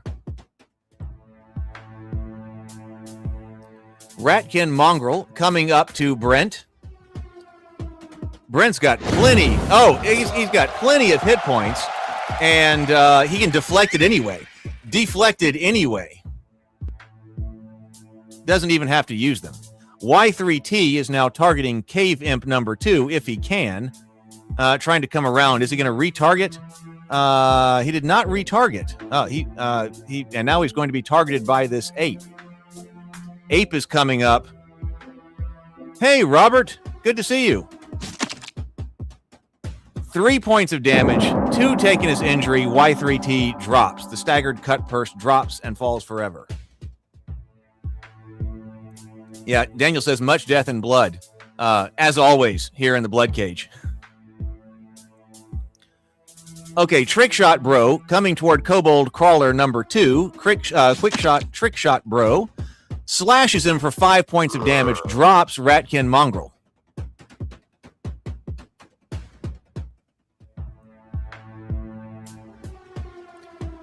Pilgrim warding Sarah's stooped smuggler.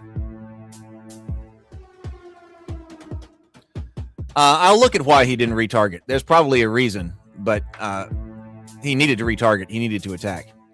Another thing on the list for tonight. Slimeling moves up. Yeah, he's slow. Slimeling moves up. 9 PCs to 11 monsters now, but 2 of the PCs are unconscious. Cave Imp comes in. Oh, critical. Critical. The wanted merchant guard takes 5 damage. 4 are turned aside. Only 1 is taken as injury. He had tons and tons of HP. Needed it to absorb that critical. He did it. Cave Imp takes 4 points of damage, drops. Sable Phoenix's Vengeful City Guard drops the Cave Imp dead. Blood pools beneath. Sarah targeting Goblin number 1. Stooped Smuggler, 1 point of damage to the Goblin. Not enough. A minor piercing wound. Cracked Cultist coming forward. Brutal critical. Oh, he came up and just attacked a tremendous slashing wound with his long knife. Man, the cultist just came in and decided to try to cut the cut the white dwarf down, or the white ape down. Okay. And no arrows. Goblin Runt comes in on a wanted merchant's guard flank. No wound. Temporary hit point spent. Doc Flamingo coming in on Goblin Runt's flank. Pierced for 4 points of damage, a moderate piercing wound.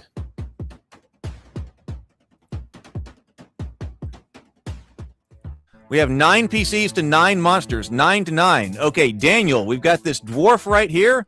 This charged up dwarf coming in at the kobold crawler. 6 points of damage, a major piercing wound that drops him. So, dwarf doing what dwarf is supposed to do, taking care of kobold crawler number 2. 9 PCs to 8 monsters. Slimeling is going to slide up slowly.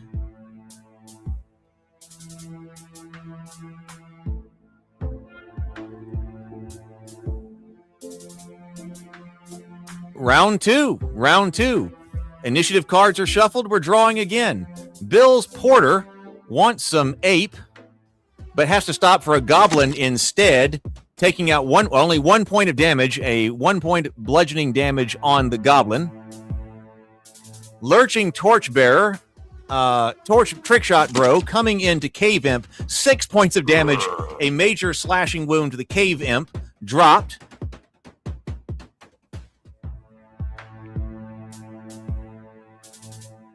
Thank you, Sable. Sable says the monsters feel a lot better and more characterful. Yes, I think they are now. I think this has definitely helped. Because they were kind of all the same and generic previously. Now they feel different. Each one of them has a specific niche. I still want to work on the drafting mechanics, though, but I think we have better monsters now. Gremlin takes 3 points of damage. Gremlin's body goes limp. It is finished.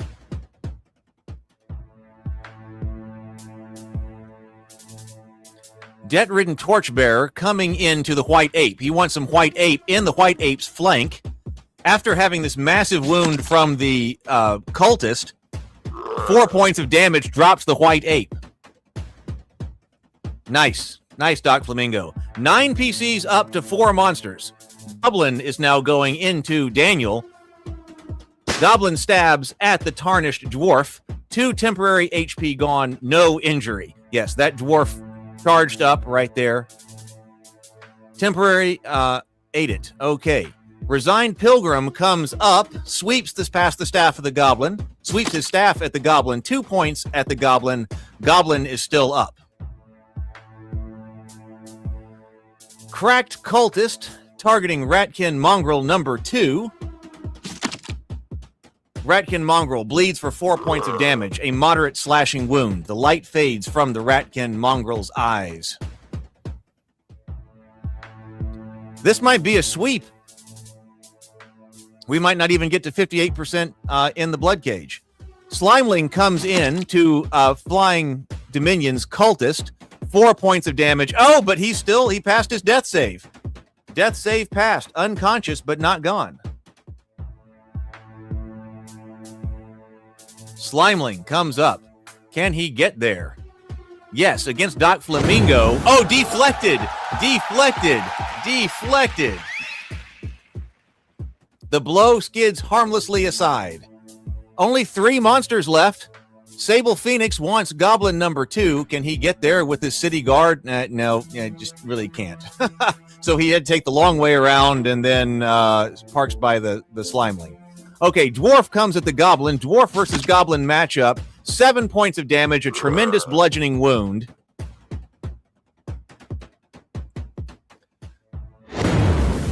Zorn signals to ready the portcullis. The cracked cultist really deserves to live. He really does. Round number 3. Trickshot Bro coming into Slimeling number 1. Vicious critical hit. Oh, but the resist. Oh, that's plenty. The Slimeling couldn't resist that. Soaked 2 points of damage, but then fell-handed. Nice job, Trickshot Bro. Now, Doc Flamingo comes up to Slimeling number 2. 6 points of damage, a major piercing wound.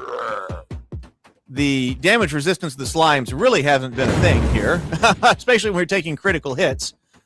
Oh, portcullis opens. Ratkin Abomination. We got to turn around. Ratkin. Okay, 2 Ratkin Gorechilds and an Abomination. We've got 8 PCs up. Okay, 8 PCs.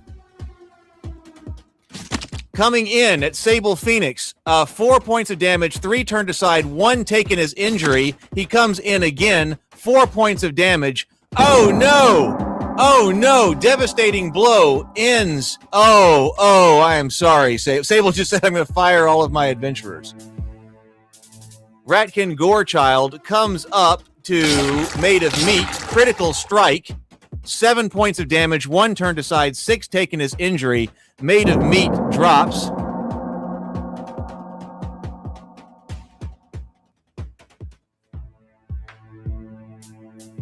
Ratkin Gorechild coming in to Sarah. Let's see. Robert sent in a question. Is the eventual idea that players will be able to direct PCs from the chat? Yes, I have more ideas for that. Let me remember to get to that. Comes in at the Ratkin Abomination, 3 points of damage. Only 3 points of damage to the Ratkin Abomination. An unprepared Porter, okay, gains 1 temporary hit point. Daniel comes up, closing with the Gorechild, 7 points of damage to the Gorechild. The Gorechild drops. The light fades from the Ratkin Gorechild's eyes. Fell-handed, the Tarnished Dwarf has killed 3 in a row. Now it's the Smuggler's turn, coming into this other Gorechild. Critical hit, no mercy. The Gorechild is cut for 4 points of damage, a moderate slashing wound. Round number 4. We're heading into round number 4. Fresh draws. 6 PCs to 2 monsters. Brent coming into the Ratkin Abomination. Critical hit for 11 points of damage. That's going to drop the Ratkin Abomination, a catastrophic piercing wound that drives deep. You had, well, I'll look at it, Sable. Sable says I had 75% chance of survival. 1 got killed and 1 eliminated outright. That was brutal from the Gore Strider for sure. Doc Flamingo comes in. 1 point of damage on the Gorechild, but that's enough. He already took a moderate slashing wound and then took a minor slashing. Overall, though, I'm sorry, Sable, but overall, that was good. That was an excellent fight right there. 6 souls walk out alive, 3 are hauled out unconscious. That's 9. So 9 made it out. The crowd roars. The crowd goes wild. They made it out. So let's turn the winch and deploy Goblin Medics. Lots of blood drops going out. Tomocrat gets some back.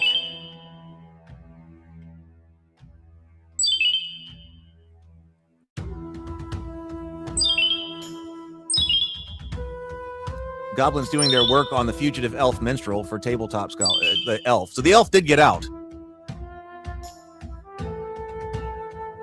Promotions. So we got some characters here. So Doc Flamingo gets a fighter.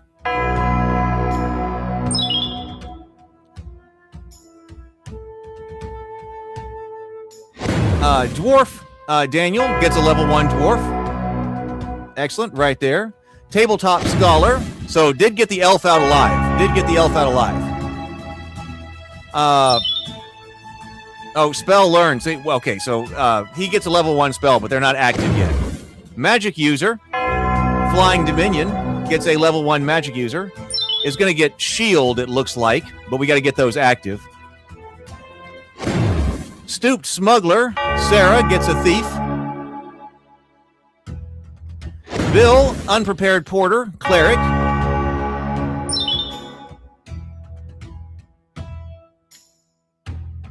Tomocrat, Lector, Cleric, right there.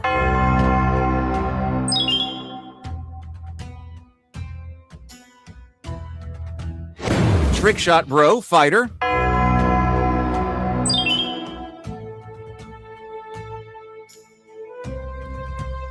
Brent, also a fighter. All right, so that was a lot. That was a lot that got past here. What was that? 9 out of 12 got through that. Let's sort and dismiss. All right, one more time. Let's do it one more time tonight. Bang spawn if you want to.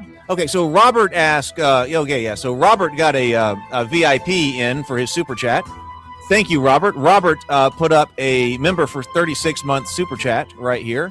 Thank you, Robert, for being a member. So is the eventual idea that players will be able to direct PCs from the chat?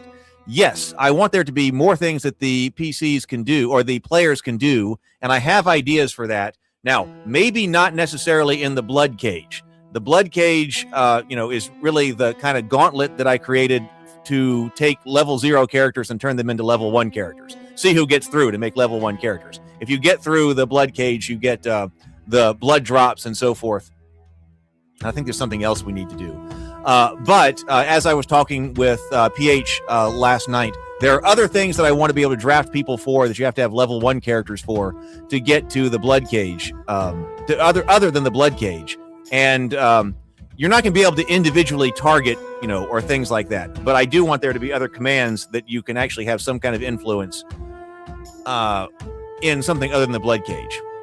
I've got a lot more work I got to do to get there, but that's the eventual idea. I want to put together like a roadmap, a development roadmap that we can look at, because that is on but that's on the roadmap.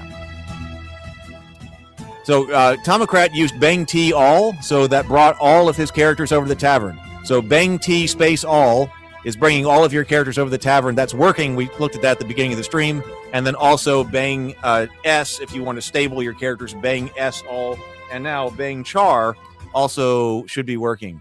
If you hit Bang Char, you will now get a report of your characters at least as much as a YouTube comment will allow you to have. Some idea of your characters. Okay, so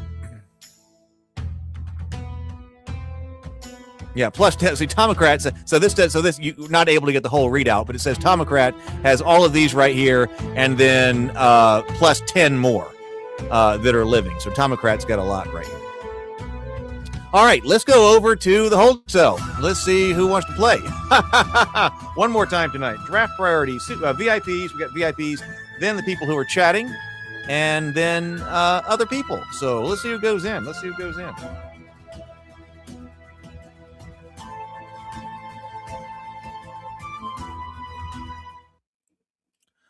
Into the holding cell. So Robert, a rumpled flagellant, comes up, ill-starred.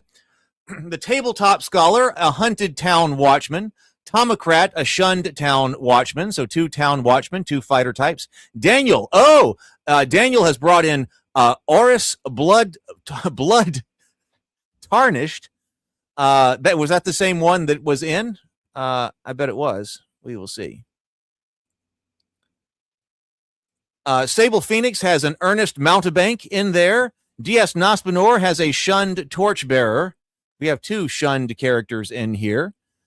Another fighter type. Doug has a Sweaty Town Watchman in here. Been through this once before. Dave has a Mended Temple Initiate. Made of Meat has a Drifting Acolyte. Well starred. We have lots of characters that still have the Fairy's Blessing. We must just still be under the 24-hour temporary hit point thing right here. Trickshot Bro, an overworked cult initiate. Mike has a Fugitive Temple Initiate in here, and Bill has a Wide-Eyed Fortune Teller. Oh, we don't see too many fortune tellers. Uncommon. Daniel's going in. Oh, Daniel's coming. Thank you very much, Daniel. Daniel came in for 6. Let's find Daniel. Daniel, right here. NC4R. Oh, wait here.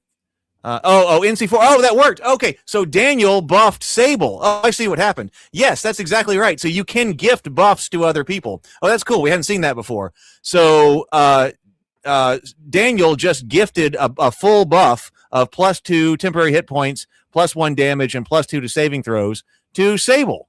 So that right. So if you do the super chat and you actually specify a character, you can buff that character. So there you go. Got a buff. Stay alive. Stay alive, the Ernest Mountebank. Okay. Yeah, you can buff other people when you're in here in the cage like that. If you throw out if you just do a super chat while we're looking at the holding cell, then you will buff your guy. But if you put a VIP, no matter who you are in, if you put a super chat in and you include a dog tag, then that character is buffed. So he gave you the buff. So, all right. Thank you, Daniel. All right. We're ready to go into the Bloodcage now. So we are headed into the Bloodcage. We are done with the buffing and looking at all of this. So let's see what happens. Last Bloodcage of the night. Here we go. No more buffing. Let's open the cage. Okay, 12 to 14. 1 large ape. Okay, front rank is Town Watchman, Tomocrat, Tabletop Scholar, Town Watchman. Dave's Temple Initiate, Oris Blood Tarnished, Daniel right there, front row, nice front row. Doug's Sweaty Town Watchman, DS Nospenor's Torchbearer, Mike's Temple Initiate, Sable Phoenix Mountebank. We almost have 2 full rows of fighter types, so that's nice. Robert in the back, Rumpled Flagellant, Made of Meat Drifting Acolyte, Trickshot Bro, Overworked Occultist Initiate, and then Wide-Eyed Fortune Teller Bill with 1 blood drop in the back. All right, let's see what happens.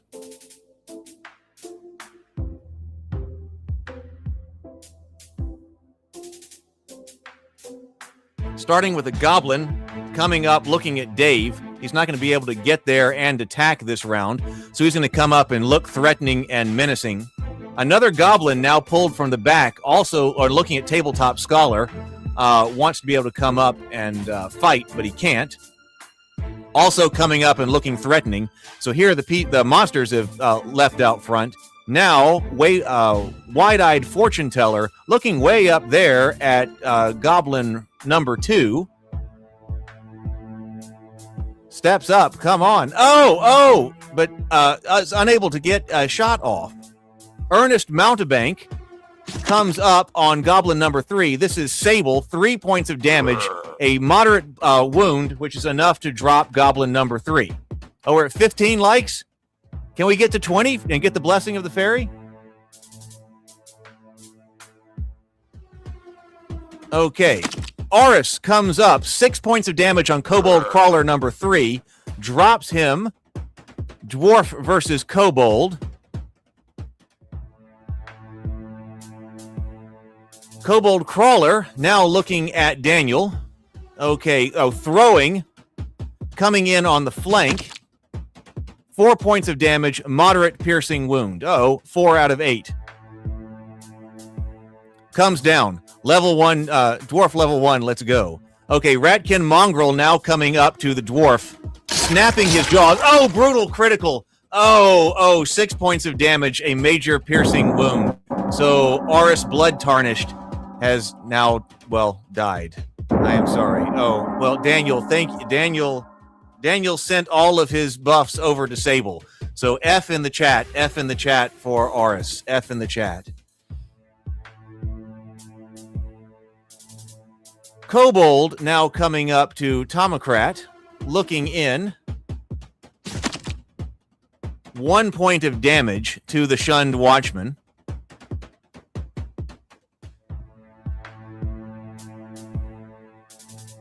Kobold steps up.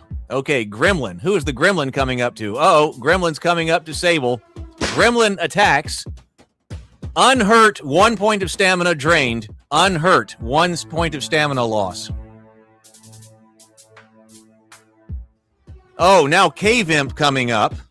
Clawing in. Hit for 2 points of damage. Hit for 2 points of damage.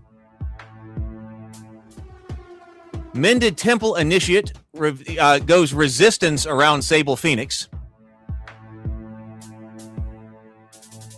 Shunned Town Watchman coming up to the Kobold. 2 points of damage to Kobold. That drops him.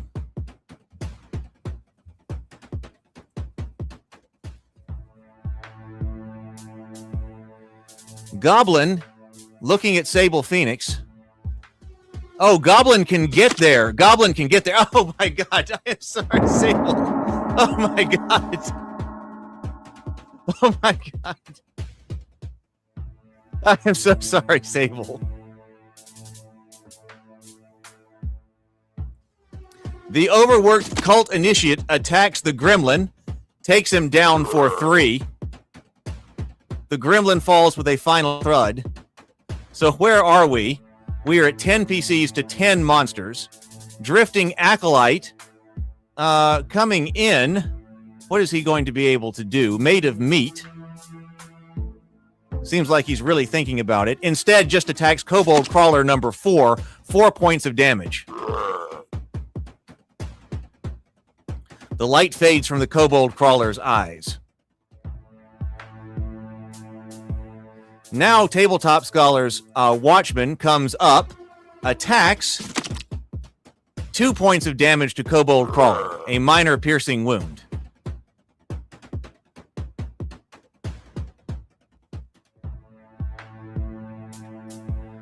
Flagellant. Okay, Robert Romano goes in for Goblin number 1. Hits him with the flail, 3 points of damage. Oh, so the Flagellant flails the Goblin number 1.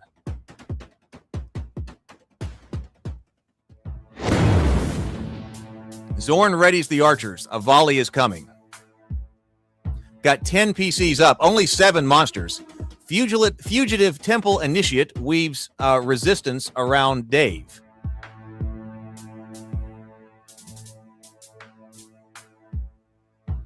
Slimeling coming in to the Tabletop Scholar. 2 points of damage. 1 turned aside. 1 taken as injury. A minor bludgeoning wound. Ratkin Mongrel comes up to Tabletop Scholar, snapping his jaws. 3 points of damage there. That drops the Town Watchman. Oh, but he is still alive. He is down, unconscious, but death has been cheated. Death has been cheated. As long as we can get him out. Oh, 2 arrows. So we only have to take 2 arrows here. An arrow storm, which is only 2 arrows. Zorn's feeling generous. Hits Robert first for 2 points of damage. And then Tomocrat takes 1 point of damage. So not too terrible from the arrows this time. Not too terrible. Okay, 9 PCs to 7 monsters. Shunned Town Torchbearer comes up, cuts down Goblin number 2, 5 points of damage. DS Nospinor doing what the Torchbearer is supposed to do. Sweaty Town Watchman, this is Doug. Doug is looking for a target here, looking for Cave Imp down there. Attacks. 10 points of damage, a grievous piercing wound against the Cave Imp. The Cave Imp collapses, dead. No, now it's the Ape. The Ape now, is going against Doug. or is going to try to. Is he going to be able to throw? Yeah, he throws a big rock. He throws a giant rock. 4 points of damage, 1 turned aside, 3 taken as injury. Now we just have, and this Slimeling wants some Doug as well, but he's not going to be able to get up there. All right, round 2. A crumpled flagellant weaves resistance around Doug to ward him. And steps back. Okay. Mended Temple Initiate comes up to Ratkin Mongrel number 2. 3 points of damage, a moderate piercing wound. Ratkin Mongrel drops dead, blood pools beneath. 9 PCs to 4 monsters. Ratkin Mongrel comes in, 2 points of damage, a minor piercing wound to Doug.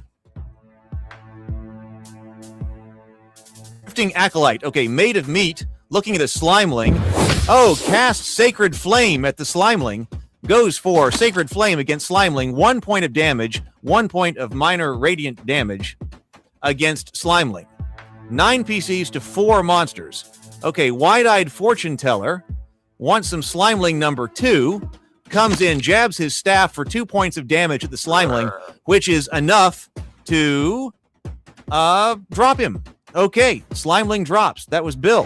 Nice job. Zorn signals to ready the portcullis. Goblins stand by on the crank. Oh, we're doing very well. We're probably going to have some more. Some more monsters coming in. Shunned Torchbearer, DS Nospinor, coming in, cuts down a critical hit. Rent for 9 points of damage, a grievous slashing wound. DS Nospinor takes out Ratkin Mongrel. The light fades from the mongrel's eyes. Still have this ape up, though. Okay, Tomocrat. Now, Tomocrat's coming into ape. Comes up. Only 1 point of damage left. Critical strike. No mercy. Okay. 6 points of damage. A major piercing wound. The ape is still up. Portcullis. Ratkin Abomination with 2 gore children. Yes. Again. That seems like the Zorn is really coming after it. Tries to come down to the Wide-Eyed Fortune Teller. Takes 6 points of damage. 2 is turned aside. 4 is injury. He is still dropped right there. Bill, ill-starred fortune teller. Drops. Ratkin Abomination now coming in at Doug. Oh no, Doug takes 3 points of damage, a moderate slashing wound. Staggers once and falls forever. Doug has fallen.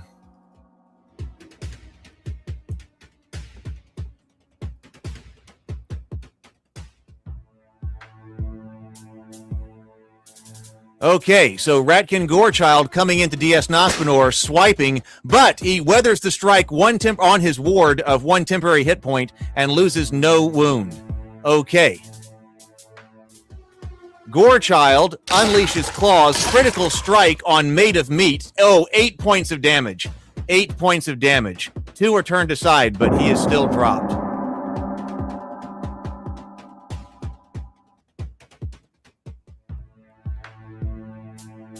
Okay, White Ape's turn. Now looking at Tomocrat. White Ape comes in, critical, straight to the chest. But he takes it on his helm. He's going to have to take another one, though. Near miss with death, but he may absorb all of the White Ape's attacks. He comes in to Tomocrat on the flank here, gashed for 4 points. So it took both hits, both attacks from the White Ape to take care of it.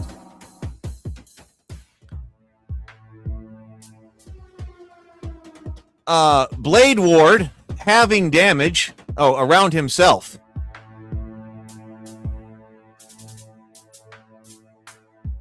Okay, Fugitive Temple Initiate coming into Ratkin Gorechild. 10 points of damage, a grievous bludgeoning wound. So the Fugitive Temple Initiate, Mike, nice job, takes out Ratkin Gorechild. We still have a Slimeling coming up. Slimeling comes down on the Torchbearer.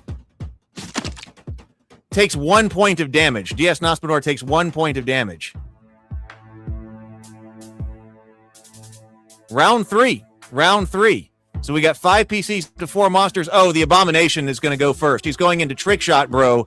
Oh, only 2 points of damage. 3 turned aside. Oh, that was just enough. That was just enough. Hey, Shellmel. Hey, good to see you. You've been doing a lot of fighting lately. You've got some really awesome characters. We'll look at the leaderboard here at the end of this. 4 points of damage to the Flagellant. Oh, dropped.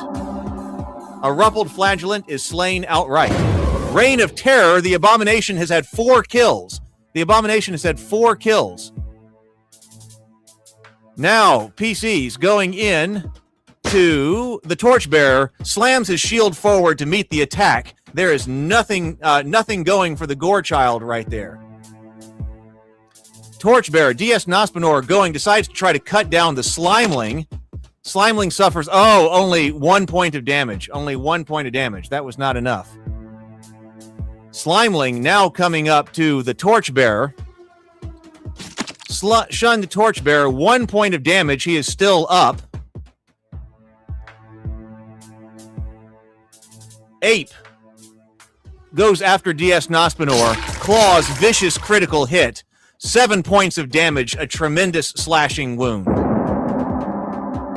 Life leaves the shunned Torchbearer in an instant.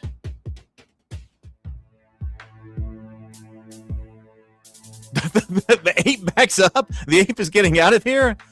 Ratkin Abomination is not gone yet. Sweeps the claw at the Temple Initiate. Okay, rides out the impact right there. Rampage broken. Nice job on Dave. He swings again. Mended Temple Initiate's wooden shield buckles and splits. Nothing left to hide behind. Now it's the Temple Initiate's turn, going after the Abomination. Attacks, closes with Ratkin Abomination. Hit for 5 points of damage, a major bludgeoning wound. Temple Initiate decides this is Mike coming in. 6 points of damage to the Gore Child, a major bludgeoning wound. Drops the Gore Child. We have a fight on our hands. Zorn spares the worthy. The horde is called off. Outnumbered yet standing. You have fought 2-3. You have fought for 3 rounds, and Zorn has decided to spare the worthy. 2 against 3. The horde is called off. Zorn likes what he sees. We had heroes in the chat, or heroes in the Bloodcage. So the winch room. Here we go. Turn the winch. So, or did everybody die? No, we had the tabletop scholar, the hunted town watchman was incapacitated. So we got Dave's mended temple initiate out. We got the fugitive temple initiate out. And we got the tabletop scholar's hunted town watchman out. So Daniel says maybe Sable's onto something about PCs running into Zone 2. Maybe on round 1, PCs could get a bonus to death saves in Zone 2 because the PCs because really can't start until the PCs run in. That's possible. I see some people moving into Zone 2 that should not be, and that's really the major thing on my list. So we'll do a report on that tomorrow because I hear you. All right, let's go to promotions. So, Tabletop Scholar, level 1 fighter, right there. A hunted town watchman. Fairy's Blessing, wound washes away. Dave has a first level paladin. The Mended Temple Initiate. Wounds wash away, spells restored. And let's sort and dismiss. All right, that was our last Bloodcage for tonight, but if you want to bang spawn in, yeah, we haven't declared. I decided to hold off on declaring, a version 1. There's still some other things I want to do. I think tonight went pretty well, though. The monsters felt much better. They actually had character, all of that. Tomocrat tried to move it to the stable. Tomocrat, all 16 of your tavern characters are level 0. They leave the tavern only through the Bloodcage. It was brutal, but it went well. It felt really well. It felt like it went well. All right, let's take a look at the leaderboard. We'll see Shellmel's characters over here. Okay, most kills. Number 1 is Areste the Wayward, who has perished. Boars is at number 9. We haven't seen Stray in a little while. The Chosen One, the Tabletop Scholar, is number 3 on most kills with 8. Murdolph has 7. PH's Battered Bounty Hunter has 6. Boss Slayer, Famished Blacksmith's Apprentice of SF, has killed 2 different like major types of monsters right there. The Fugitive Temple Initiate 2. So we have some people have dropped 2. Murdolph dropped 2. We knew that. Murdolph was in the lead for a while. So actually, 1, 2, and 3 don't mean a whole lot. 4, 5, because they're all 2s. So we basically have a tie for first place. People haven't faced enough like larger monsters. Damage Dealer, Ariste dealt 61 points of damage. The Chosen One has dealt 55 points of damage throughout his career. Harker the Unassuming has dealt 43 points of damage throughout his career. A Famished Blacksmith's Apprentice has dealt 41. That's SF. Daniel is the Unassuming Heart. Daniel has number 3. Let's go over to Most Bruised. Who's taken the most points of damage? Phelan, the Heart of Despair, took 20 points of damage and he's dead. The Scruffed Dwarf Miner has taken 18 points of damage and most of these people are dead. 15 points of damage, 14. Is anybody alive? Doug's an Earnest City Guard has taken 13 points of damage and he's still alive. Let's see. Biggest hit. Trin Steelhelm. Yeah, Trin Steelhelm. That was incredible. I don't know how that happened, but that was a massive blow. So it looks like Trin Steelhelm Bill hit a kobold crawler with a mace. For 20 points of damage. And we saw that today, didn't we? Yeah, that was today. And then Harker the Unassuming, that's one of Daniel's, came in for 18 points of damage with a long spear into a kobold. That one is a Wanderer who did 17 points of damage. Then SF, a Famished Blacksmith's Apprentice, has done 16 points of damage, a mace into the Ratkin Gorechild. Most XP, Ariste, Boars has 131, Unsuspecting Bounty Hunter dead. Murdolph has 111 XP. Then we get down to 92, 89. I did also revise the XP handouts when I was adjusting monsters as well. So you might not see quite as many XP handed out going forward here. Wealthiest, okay, we haven't gotten money yet. Most blood drops. Boars has 4. We didn't have anybody going for have 3 going in tonight. But Aiden Shieldbound has 3. A fair number of people has 3 right now. Sable has 3. Yeah, Sable has 3 blood drops right here with Renee Dulac. And then best defense, Boars was incredible with 15 perfect defenses. Alden the Shieldbound has 10 perfect defenses with a streak of 6, which actually outdoes Stray's streak of 4. Boars has a streak of 4, but total of 15 total defenses. Alden went 4. All right, so that is how we are looking right now. So if you want to stable characters, if you want to stable all of your level 1 characters, you can bang S space all or bring them over, whatever you want to do. 0 level characters cannot leave the the tavern except through the Bloodcage. All right, well, there's a lot more stuff. You know, at one time I considered something about like best healer or something like that. Hey, how many likes did we get to this stream? How many likes did we get to? I know we didn't hit 20, but how many likes did we hit? If you're just coming in, we did 4 blood cages, so you can go back to the beginning. And we also talked a lot about the game and game design at the very beginning, so if you want to get on that. Okay, I'm going to do the same thing tomorrow. If I can, I'm going to post a post to YouTube about the changelog. I've got a lot of stuff to look at. I'm probably going to, we got to 16, the Tabletop Scholar says. Very respectable, 16. If we hit 20 again, we'll do the Blessing of the Fairy again. All right, I am out of here, but I'm going to get to work again.